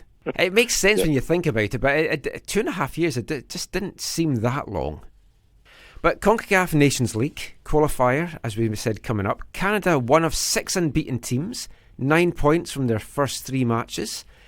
Top 6 qualify for Nations League A, with the top 10 qualifying to the 2019 Gold Cup. Pretty much certain that Canada's done that. The thing is with this is a lot of the teams that are at the top of this table for this qualifying are playing each other now. Because they're there was 4 different sections. There was A, B, C, D. We played D in the first game, C, and then B, and now this is the A team that were not the A team, but the team from the A group that we're playing. So everybody was playing one team from each group randomly. Okay. So a lot of those teams at the top are going to be facing each other. So not everybody's going to be finishing with full points, or maybe they might be sharing the points in this game. I mean, it should be a comfortable one for Canada. It should Guiana, be, but you never know, too. Well, I mean, French Guiana's won 2 and lost 1 so far. Yeah. So it should be a fun game. Yeah. Chance to... it's not just about the win, because that should be a formality. It's the nature of the performance. It's keeping a clean sheet, getting a look at some players with an eye for the Gold Cup. And John Herdman did a conference call with myself and some other media members on Tuesday, just talking about the squad. We're going to bring you that chat with John Herdman just now. Man's man, I'm a man's man, I'm a man's man. Ladies man, I'm a man's man, I'm a man's man, I'm a man's man. Ladies man, I'm a man's man, I'm a man's man, I'm a man's man. I'm a ladies man, I'm a man's man, I'm a man's man, I'm a man's man. I'm a ladies man. I understand a win would be enough for your top 6 objective. Is there anything earned by finishing higher up, or other than bragging rights? And secondly, obviously this will be a big game for Alfonso returning from Vancouver. What kind of feedback have you got from him about playing before his former fans in Vancouver? I think the first question, it's just important to keep the positive momentum going. I think for the players, they conceded 2 goals against French Guiana in their last outing, and I think clean sheets are important to this group. They were able to head through 2018, without conceding a goal, and I know that's an internal target for this group to maintain that defensive solidarity, and then on the attacking side to go out and really allow these players to bring everything they've got, which I think when people look at it on paper, there's a lot of talent there, and we can sort of unleash that creativity at home and enjoy the home environment, enjoy the home field advantage. Then, we qualify for a Gold Cup, we qualify for Nations League Group A, and Canada are picking up ranking points that are important, and we're moving towards our ultimate goal, which is 2022. And I think to your second point with Alfonso coming home, it's an important time for, I think, Alfonso. He's being aware. This is the place that really launched his career. I know he's really looking forward to get back there, to being in what he probably sees as his football hometown, and showing people, what he's developed, how he's learned, how he's evolved and adapted. So I think for him it'll be nothing but excitement. It's like a thoroughbred just chomping at the bit to get on the racetrack and run. So, having spoke with Alfonso, he's just excited to come back. I know that you have a lot of young players coming up on this squad. I think you had 7 players that are 21 or younger. I just wanted to ask you about the balance of putting a squad together, because you want to win this game, obviously, but I know you have an eye looking ahead to the World Cup qualifiers. I guess, how do you find that balance of you want to get a good look at young players that will help you down the road, but you also want to win this game, and you want to put the best squad that you can for this game? There's always that commitment when you're selecting a national team to pick the best players that are available to Canada, and some of that is there's a longitudinal thought process around players that we've identified with profiles that fit what we want to see in the performing at a high level in different clubs around the world that could be selected and could have an argument for selection. But there's definitely a need for some investment in, young players that are showing that promise and that ability and potential to go on and play at the highest levels. And, I've maintained this right from the onset. By the time you get to World Cup in 2022, you need a minimum of 6 players playing at that Tier 1 level. And that Tier 1 level is the top 5 leagues in the world. If you don't have that, those players stable, you really struggle in World Cups, and we've seen that from all the research and evidence that's out there. So for me, it's about, being future focused and looking at these young players that may have the potential and international careers and project people into, higher opportunities. Then, I'll invest in those players that we can see that could have that potential, like a Balou Tabler or a Liam Miller. And look, with all of these players, you don't know. You just don't know where they're going to end up. But what we do know is we can help them on their journey, and they've earned that right. These players are playing professionally, and for example, young Liam Miller scored his first professional yesterday. So, these are the things we're looking at for sure. Just as a follow-up, is that one of the toughest things to do as a national team coach, to try and find that balance? Yeah, I think it is. It is. But, I think in Canadian terms as well, you're looking at profiles of players that fit your style of play, your model, your identity. And, that tends to narrow that search. So, like I say, you could have players that are in the older bracket performing well in leagues around the world, but they may not fit the profile of what you're actually looking for to produce on the pitch and to fit into what Canada's going to need in the future to be more competitive against the teams like Costa Rica, Mexico, and the US. So, I think there's a number of challenges you always face as a national team coach, where a player hits form and he wasn't in your plans, and you're already investing in a group. You have to, carefully deliberate on, what you want to see. And I think Will Johnson's an example of that, the inclusion of Will into this camp. You look at his form at Orlando in pre-season and recently. He's a player that has pushed himself back into the national team fold. You mentioned Liam, who scored his first professional goal yesterday. 2 questions on Liam. What have you made of his development since his loan away from Liverpool? And secondly, with so much attacking talent up front, where does Liam fit into your plans? So I think the move to Kilmarnock, having spoke with Liam and his dad and trying to get an insight into what were the best options for Liam. He could have stayed at Liverpool and U23 environment, but this being a Gold Cup year, we knew that it was important for him to get out and start playing in front of crowds and be in that environment like it is with the international, where it's competitive every single day. You're competing against guys that, they earn their living in the game, and their families rely on them, and it's a different type of pressure. I mean, some great examples of what he's exposed to is, he makes a mistake in a massive game against Celtic and finds himself out of the squad.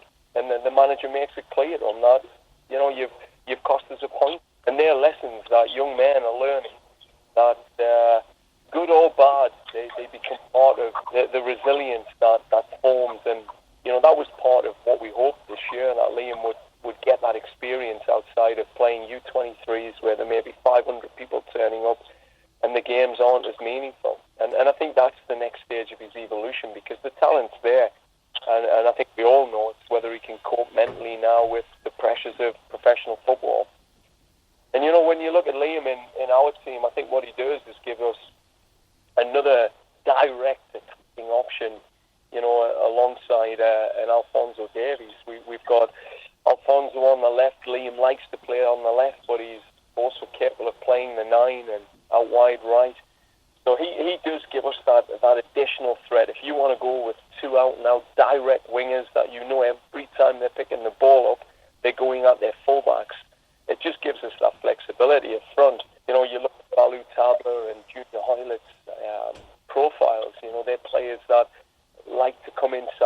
play inside and play in the half spaces, whereas you could play a player on the right and the left that was terrorising fullbacks every time they pick up the ball. So I think with Liam, he gives us that flexibility and obviously an opportunity to either start a game in a certain way or to bring him on and look at adding that real threat and that directness.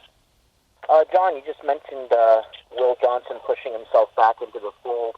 Maybe what were the kind of discussions you had with him, and what impressed you to put Will back in there, and do you see him getting back on up the depth chart of this team? Well, he certainly moved up the depth chart. I think to answer your question, the first conversation with Will was prior to Murcia. He was playing well in Orlando, prior to my first camp, and we had an open, frank conversation for about an hour prior to the selection, and I just wanted to find out where he was at, mindset, and whether he was the right person for that environment at that time, based on his experience in that red shirt and how feeling about it. And at the time, I think we both agreed that he would be available if selected, but I felt that at this point I was looking at fresh ideas, fresh energy, assessing a group of players that hadn't been available at that time previously. So he missed out, and we've been talking at every selection. I have that call with him, and what I love about Will is it's just open, honest. He's a mature guy. He knows where he's at in his career. He wants to get back to the shirt. I think what Will brings to the environment is that little bit of grittiness.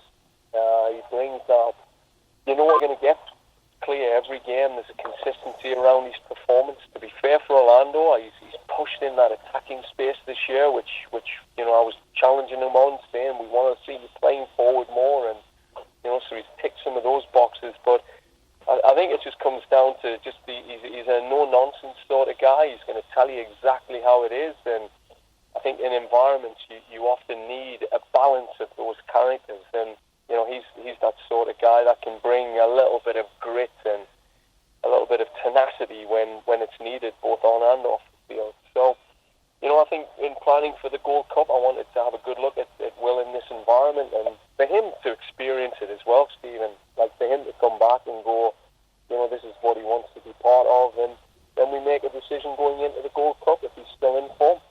Just kind of continuing on from that conversation, there's a lot of competition for spots here, and there's lots of guys that are kind of on the outside and trying to work his way back in the squad, and I guess you could put Will into that category, although he has made the team. Talk a little bit more about that competition with guys like Victoria, maybe Ricketts, Akindele, and how that might help the squad in the long term if people are kind of pushing for spots a little bit more. I think firstly that's the internal competition, like the big challenge and a philosophy that I'm going towards for this camp. I've been working with these players now for over a year, assessing them on and off the field. So I'm starting to get more clarity on which players need to be on the field for this team to tick. And I think, a big part of what we want to do is, one, get the result, but the other bit is to understand going into the Gold Cup what versatility we have in certain players. The goal will be to have our best players on the field, and I think that's critical. There's no point in me having, three world-class midfielders sitting on the bench and three on there playing. We have to find a way to see if we can get players on the field that can contribute, and that might be in other positions.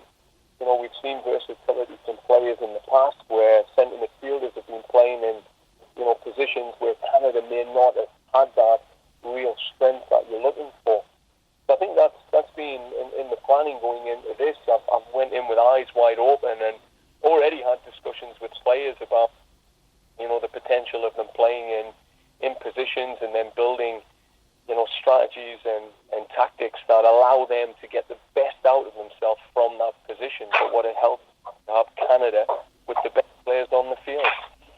And then I think with people like, Tesho Akindele, again, speaking to Tesho, he's been unlucky not to get called into this lineup. He's been in good form for Orlando.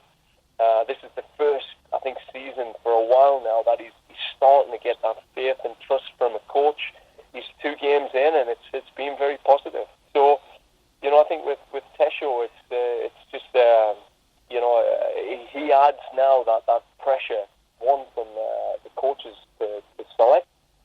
sure that the conversations you're having with other players is, look, you must be on your toes now. You can't be settling for a life of mediocrity at your club, where you might be at a big club, but the club are happy to keep you in a reserve position. You've got to be fighting every day, because there's a man here that's banging goals in the MLS and is knocking on the door. So I think all in all, in this environment now, there's competition, and even in places where players might have felt comfortable because there was limited depth, the reality is we're bringing players there, that might be seen as players out of position into those positions to bring more competition. I just wanted to ask you a little bit about what's happened in Vancouver this kind of off-season. Canadian coach has come in, he's added a few Canadian players. The back line that you've got in the squad here, you've got Matt Crépeau, you've got the centre-back partnership of Danilo and Cornelius. Just talk maybe a little bit about the importance, especially of having Henry and Cornelius, just training together every day, and what that's going to mean to the national team. Yeah, I mean, look, it's exciting to see that. I think we were all hoping that back four in the first game was going to be Crépeau, Levi's, Cornelius and Henry. That would have been an absolute treat for Canada. But, the fact that they are training together every day, I think that's important. I think they're at a very good club. They're at a club that, the Canadian coach understands about international realities, and he wants to see these guys do well. So I know there's always going to be that pressure in the back of Mark Dos Santos' mind, but him being Canadian, about giving these players their shots. So, and to be fair, through the pre-season, those players accumulated a lot of minutes. Just such a good opportunity for us, particularly with, these guys being quite young as well. They're able to evolve together and help each other along. And the fact we're playing at BC as well, these guys understand that turf. They know the landscape. There's just a lot of positives, and kudos to the Whitecaps for bringing this group together. The under-23 team that they've launched here. Now, obviously, John, you talked about you wanted maybe the academies to play a certain way and stuff like that. Have you had discussions with Nick Dazovic about just where this Whitecaps under-23 team will fit in with everything that you have planned? Yeah, I think looking at the MLS academies, I mean, they're always going to have their own identity and style. I think what we're aiming to do and what we have been doing behind the scenes is integrating in ways we've never integrated before, which is being in and present and visible more frequently in their environments, going in and working with their youngest players and showing how important those players are to our 2022 and 2026 strategies. Nick Dazovic going back in at the Whitecaps, I think fantastic. I mean, I've interacted with Nick now for nearly 7 years since I've been in Vancouver, and always scratched my head of how a coach of that experience and competence wasn't coaching at the highest level. So it's just great to see him back, and I know he's got the Canadian national team in his heart as well. So all those conversations are typically easy, but we've been very strategic. Mauro Biello is the 18 to 23 Excel director. His role is to focus on those relationships, so that I'm not spread across too many areas in this whole Excel system. My goal is to oversee the strategic implementation of a lot of strategies that bind this game together for the first time, that really connected. Mauro's the guy who is now on the ground with the details, so it's him that's speaking to the coaches at CFC2, the coaches at the Whitecaps U23s, the coaches at Ottawa Fury, the coaches at CPL clubs. He's the conduit to bring our best 18 to 23s to my attention and to get them ready for Olympic preparation in U20s. So, he's had those conversations with Nick about his role and how it all links and connects. So people have got clarity, and we're efficient. That's great. Thanks so much, John. Thank you. And I wear it for my lady, the Canadian flag, baby.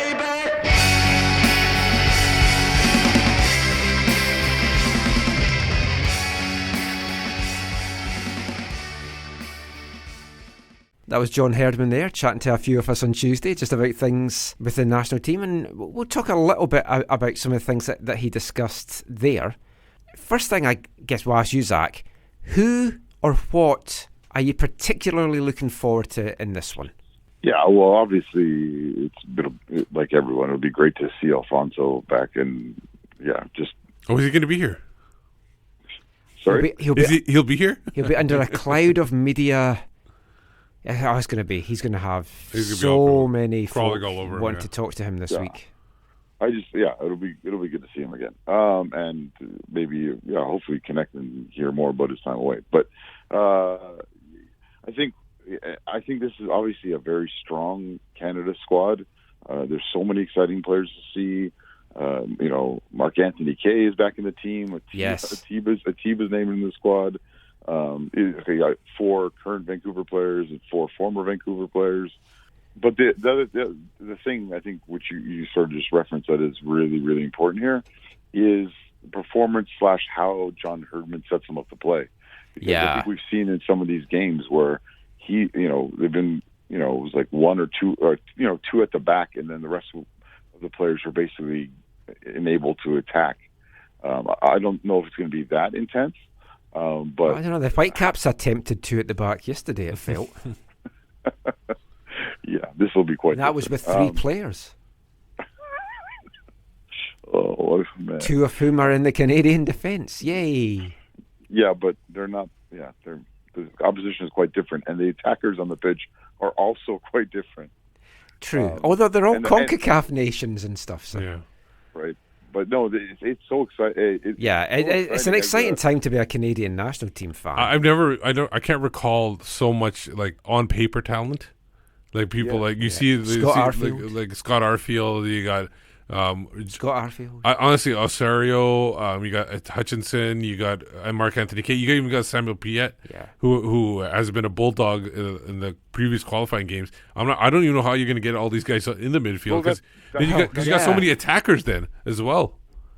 Yeah, that's the thing. It's like, what is he like? There's like you said, so many options. There's so many ways he could choose to approach this, even though he, on one in part of his mind will be like, we should dominate, we should score a ton of goals, whatever. He could say, okay, let's approach this in such a way as we want to play a certain style, not to be arrogant or to assume victory or whatever, but we want to impose ourselves on this game in a certain way. And like I said, he's already done that with some of these games, and so it'll be interesting to see if he does that and exactly how he does that, because the different combinations that he can put together are like, they're so vast.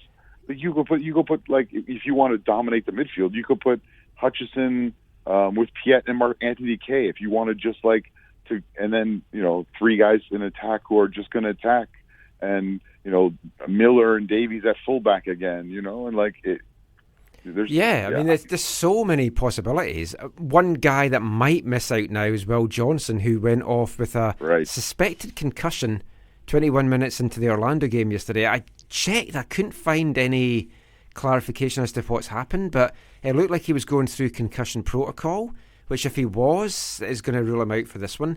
Which, no matter what you think of Will Johnson on a domestic front, he's a Canadian player.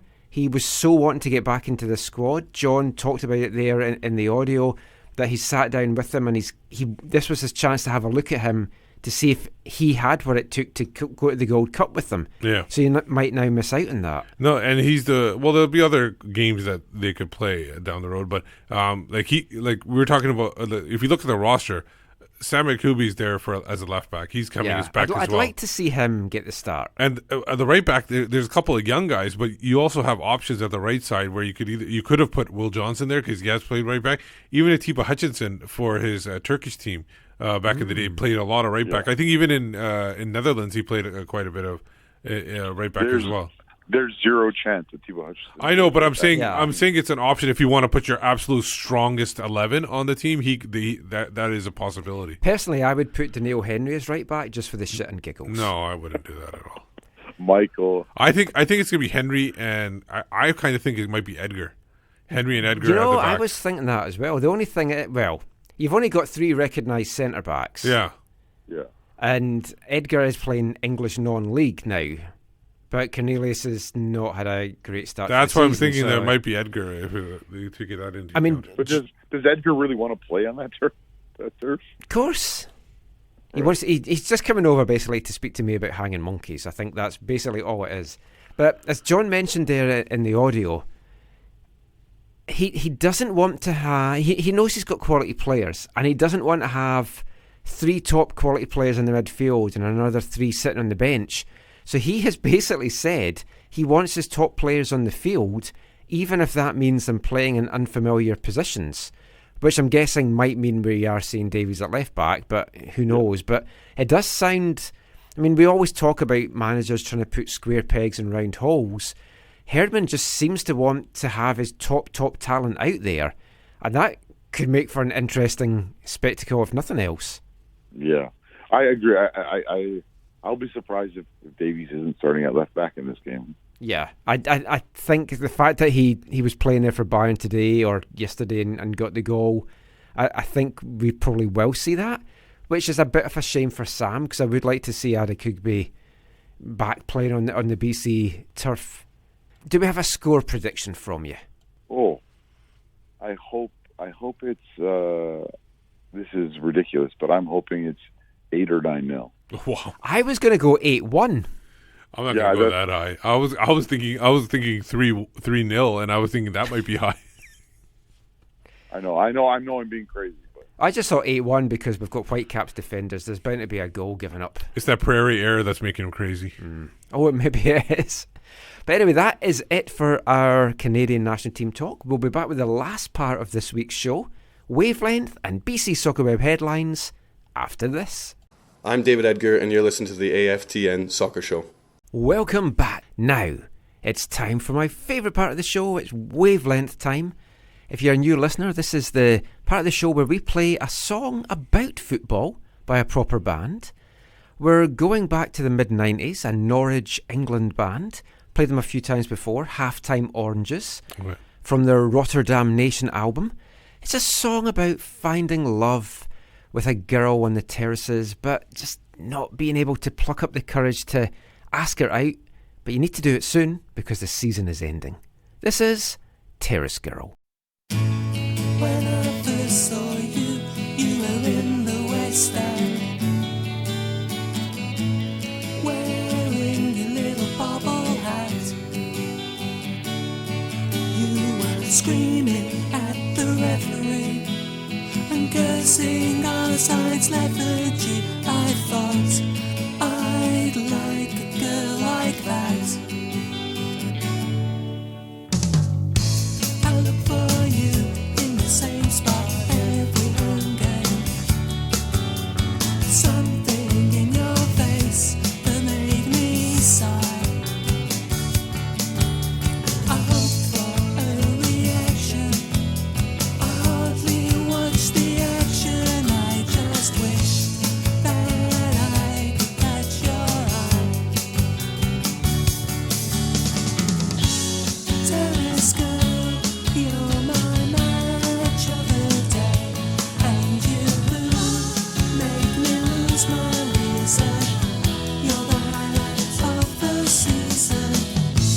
And now we're in the middle of March, and there are only a few games to go, and I haven't taken my chance yet, but know that I will do so soon. It's my last chance to talk to you, and that's just what I plan to do at halftime tomorrow week. Terrace girl, you're my match of the day, and you make me lose my reason. You're the highlight of the season. Terrace girl, you're my match of the day, and you make me lose my reason. You're the highlight of the season. Terrace Girl there by Halftime Oranges from their Rotterdam Nation LP. I'm going for some more melodic songs this month. Seems like it. Last week was a little bit better than this week. Yeah. Yeah, this guy, like, Cat and Oranges, that's 2 full albums of football songs. He hasn't got the best voice, though, but they are football songs. So I've kind of eased him in gently over the 2 years of doing this. But don't worry, because Football Violence Awareness Month will be next month now. So we'll be back with a bang and some more shouty and punky stuff. But now, it's time for BC Soccer Web headlines.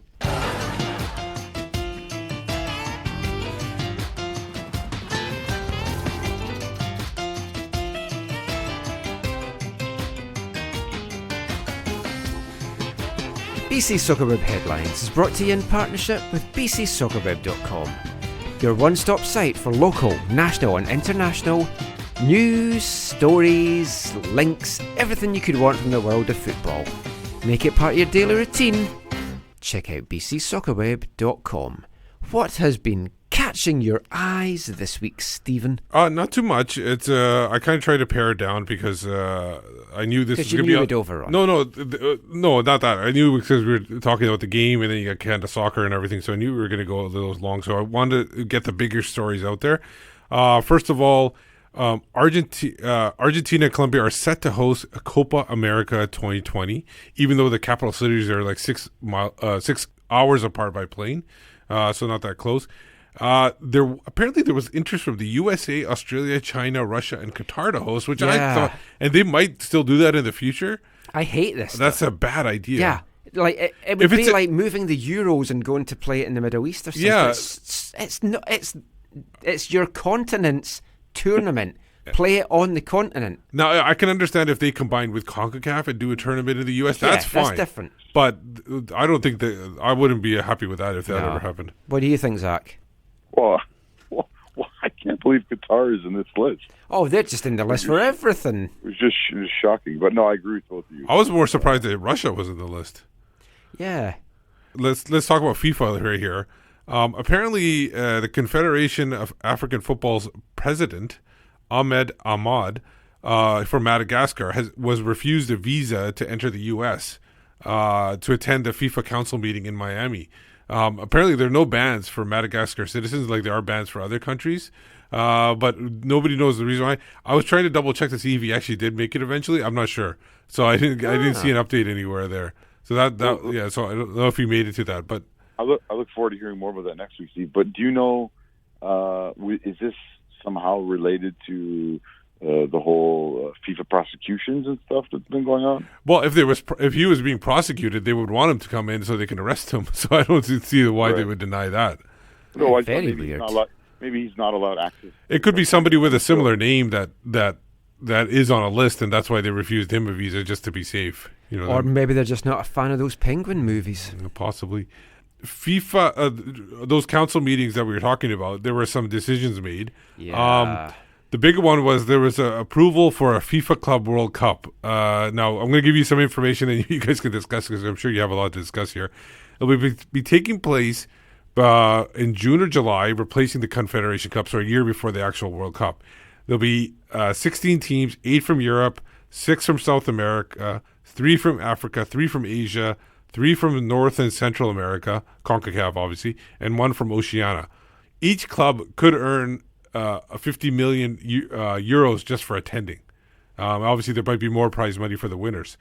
As of right now, the European Club Association, which represents all the clubs in Europe, are firmly against it. There's been a number of teams that have spoken up, including the head of Bayern Munich. Yep. He recently just said something about it in the last day or so. And the Bayern Ultras had a big protest banner about it. And they feel that there should be no changes to the FIFA current calendar, which runs to 2024.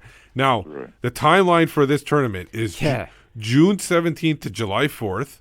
And then just previous to that, from May 31st to June 8th, there's supposed to be World Cup qualifiers. And then right after that, starting on July 5th, there would be Africa Cup of Nations and the Gold Cup in that year. So that would, somebody especially playing in MLS, that was, if somebody was, or even or an African team or somebody from the Mexican league, they would be like in there for a long time before they were a top player, and that's supposed to be their off time. Yeah, ridiculous.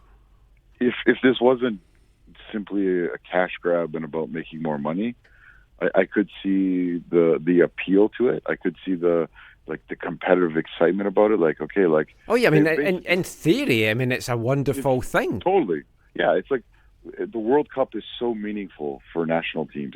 It's the one thing that sort of has this mystique that's bigger than the game in one sense, and to want to do that with club teams, because really club football, I think for a lot of people is more significant than international football. Yeah, especially the longer you hang out in the football community. At least that's what I've noticed. And so to try and have to create and build a tournament that has a similar mystique and value and appreciation, again, in theory, is a really interesting idea. But when you know that they're just out to make more money, it kind of hurts things. And even these big clubs that want to make big money, them opposing it is obviously an issue. The timing of it is an issue. And what happens in summers where there's World Cups and the European Cup, and then sometimes not so much the Gold Cup, but the Copa America to a lesser degree than the Euros, is you see these big clubs' performances suffer because players are playing so many games. Yeah, I mean, they're going to be absolutely drained. And as well, it's going to hit domestic cup competitions because the big clubs are not going to care about that at all. So they're going to rest the players for that. Now, when asked about because a couple of the bigger clubs, they said they would just boycott the tournament. Infantino basically said that he hopes to get the best teams there. Best available teams who are willing to come. Oh. So maybe it won't be that great of a tournament the first time out. It's going to be the Whitecaps against Papua New Guinea's Toti City Dwellers. And the thing is, people talk about the World Cup being like, you have the bottom feeders and you have the top teams. Club football's worse. If you can imagine, like the results are going to be in this one when an Oceania team is going to play a team in Europe, it's going to be horrendous. I don't think it's going to be that great of football. I think once you get to the end. But then you get that in Champions League anyway, so what's the point? Well, that's the other thing is, like, how are you going to do the actual, like, I know you have the numbers from each confederation, but how are you going to qualify? Because you're right, Steve. Like, even now with the 8-team tournament or whatever, is it 8 or 7 or 6 or whatever it is? It's 8, I think. I think it's 7, one from each of the confederations. And the hosts. And the in the hosts, yeah. So it's still even there. Yeah, you get some, it's so small and it's so short, but you still get some blowouts, and most years it ends up being the South Americans versus the Europeans. Not every year, obviously, but most years.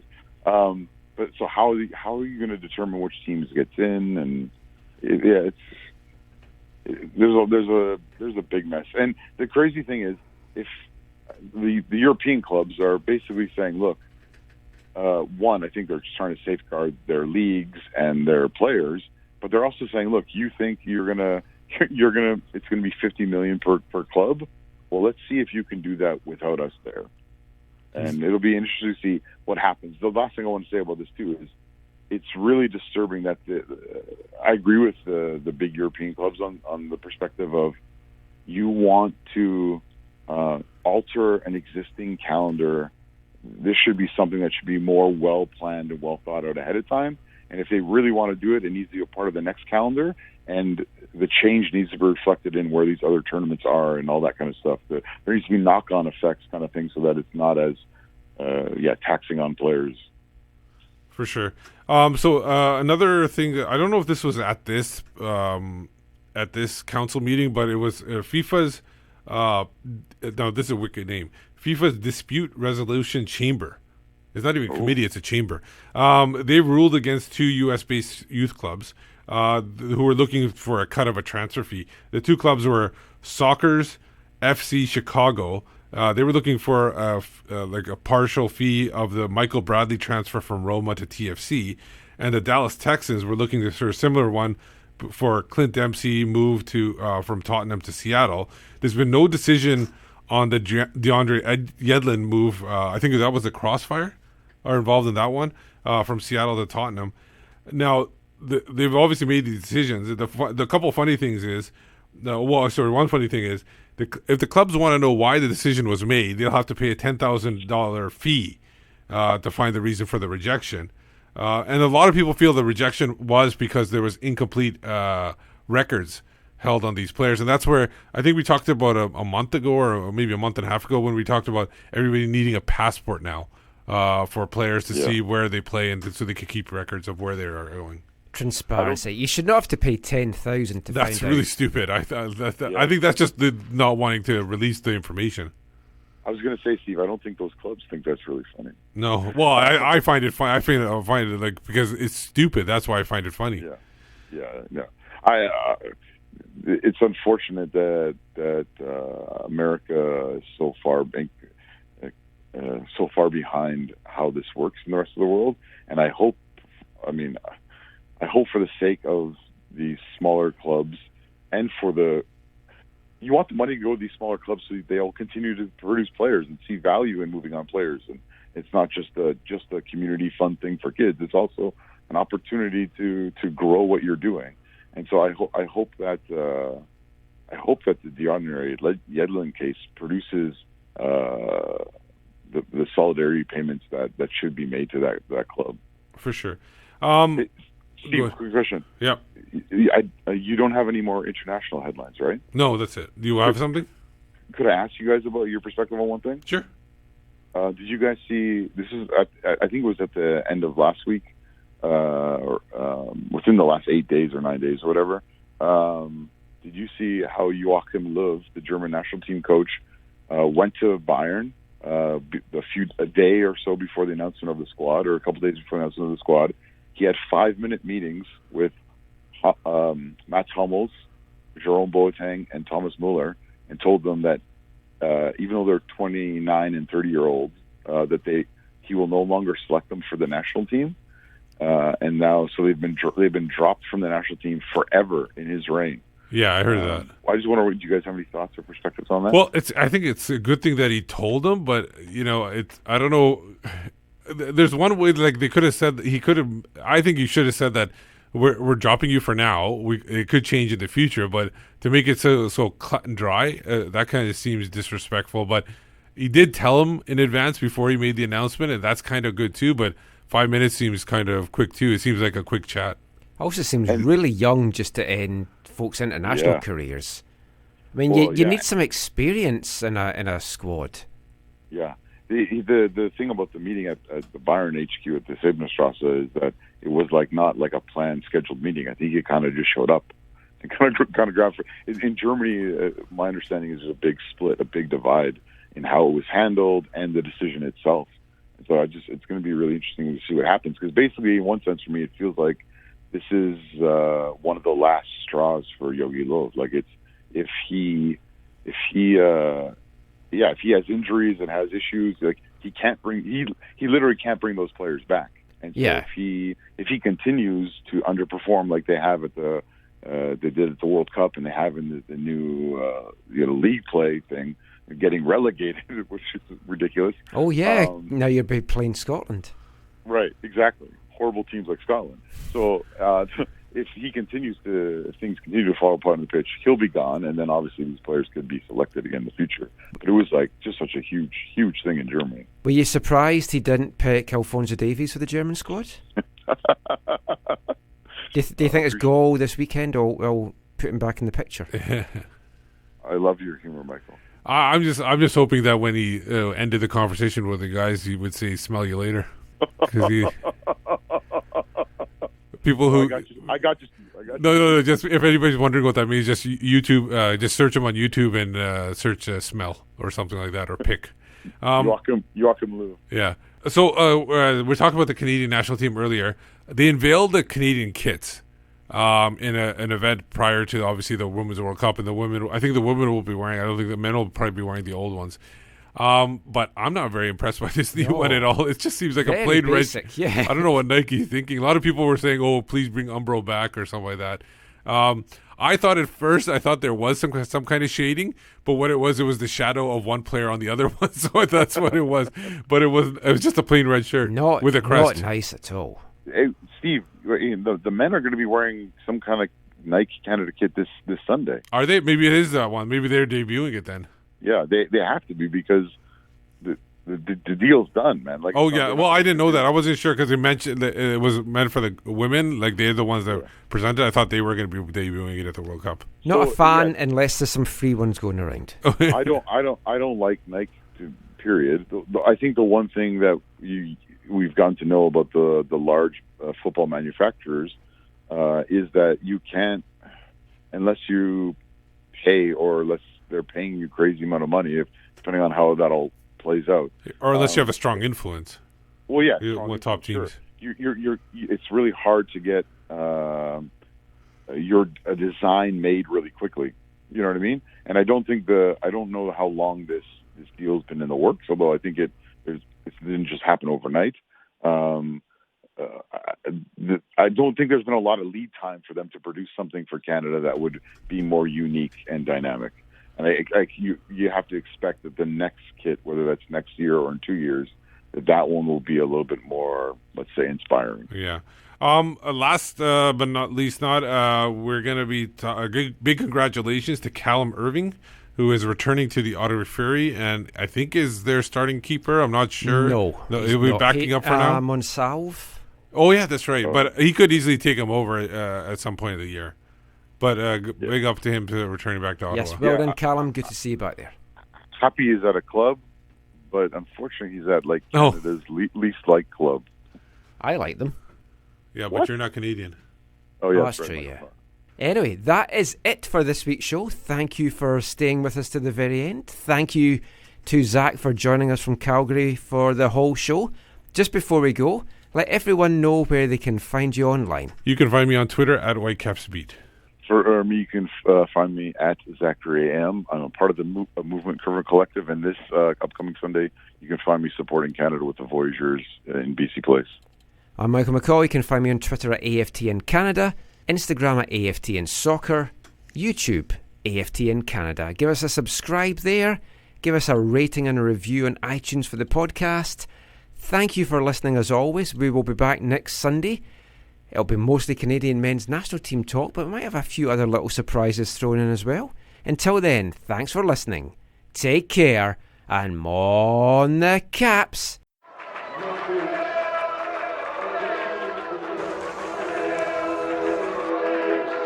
Going to your first match is an experience you never forget.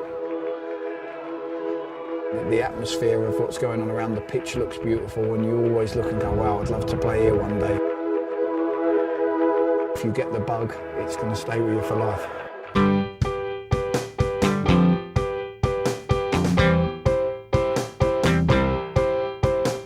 10 minutes left, yeah, but there's still some time. It's not the final score. We need more than the numbers we're given. Show us you live and breathe the game. You're more than a name. That's what we came for. We can bring you more than the score. Every story. Let's take this thing off of the field into the real world, away from the numbers, away from the numbers.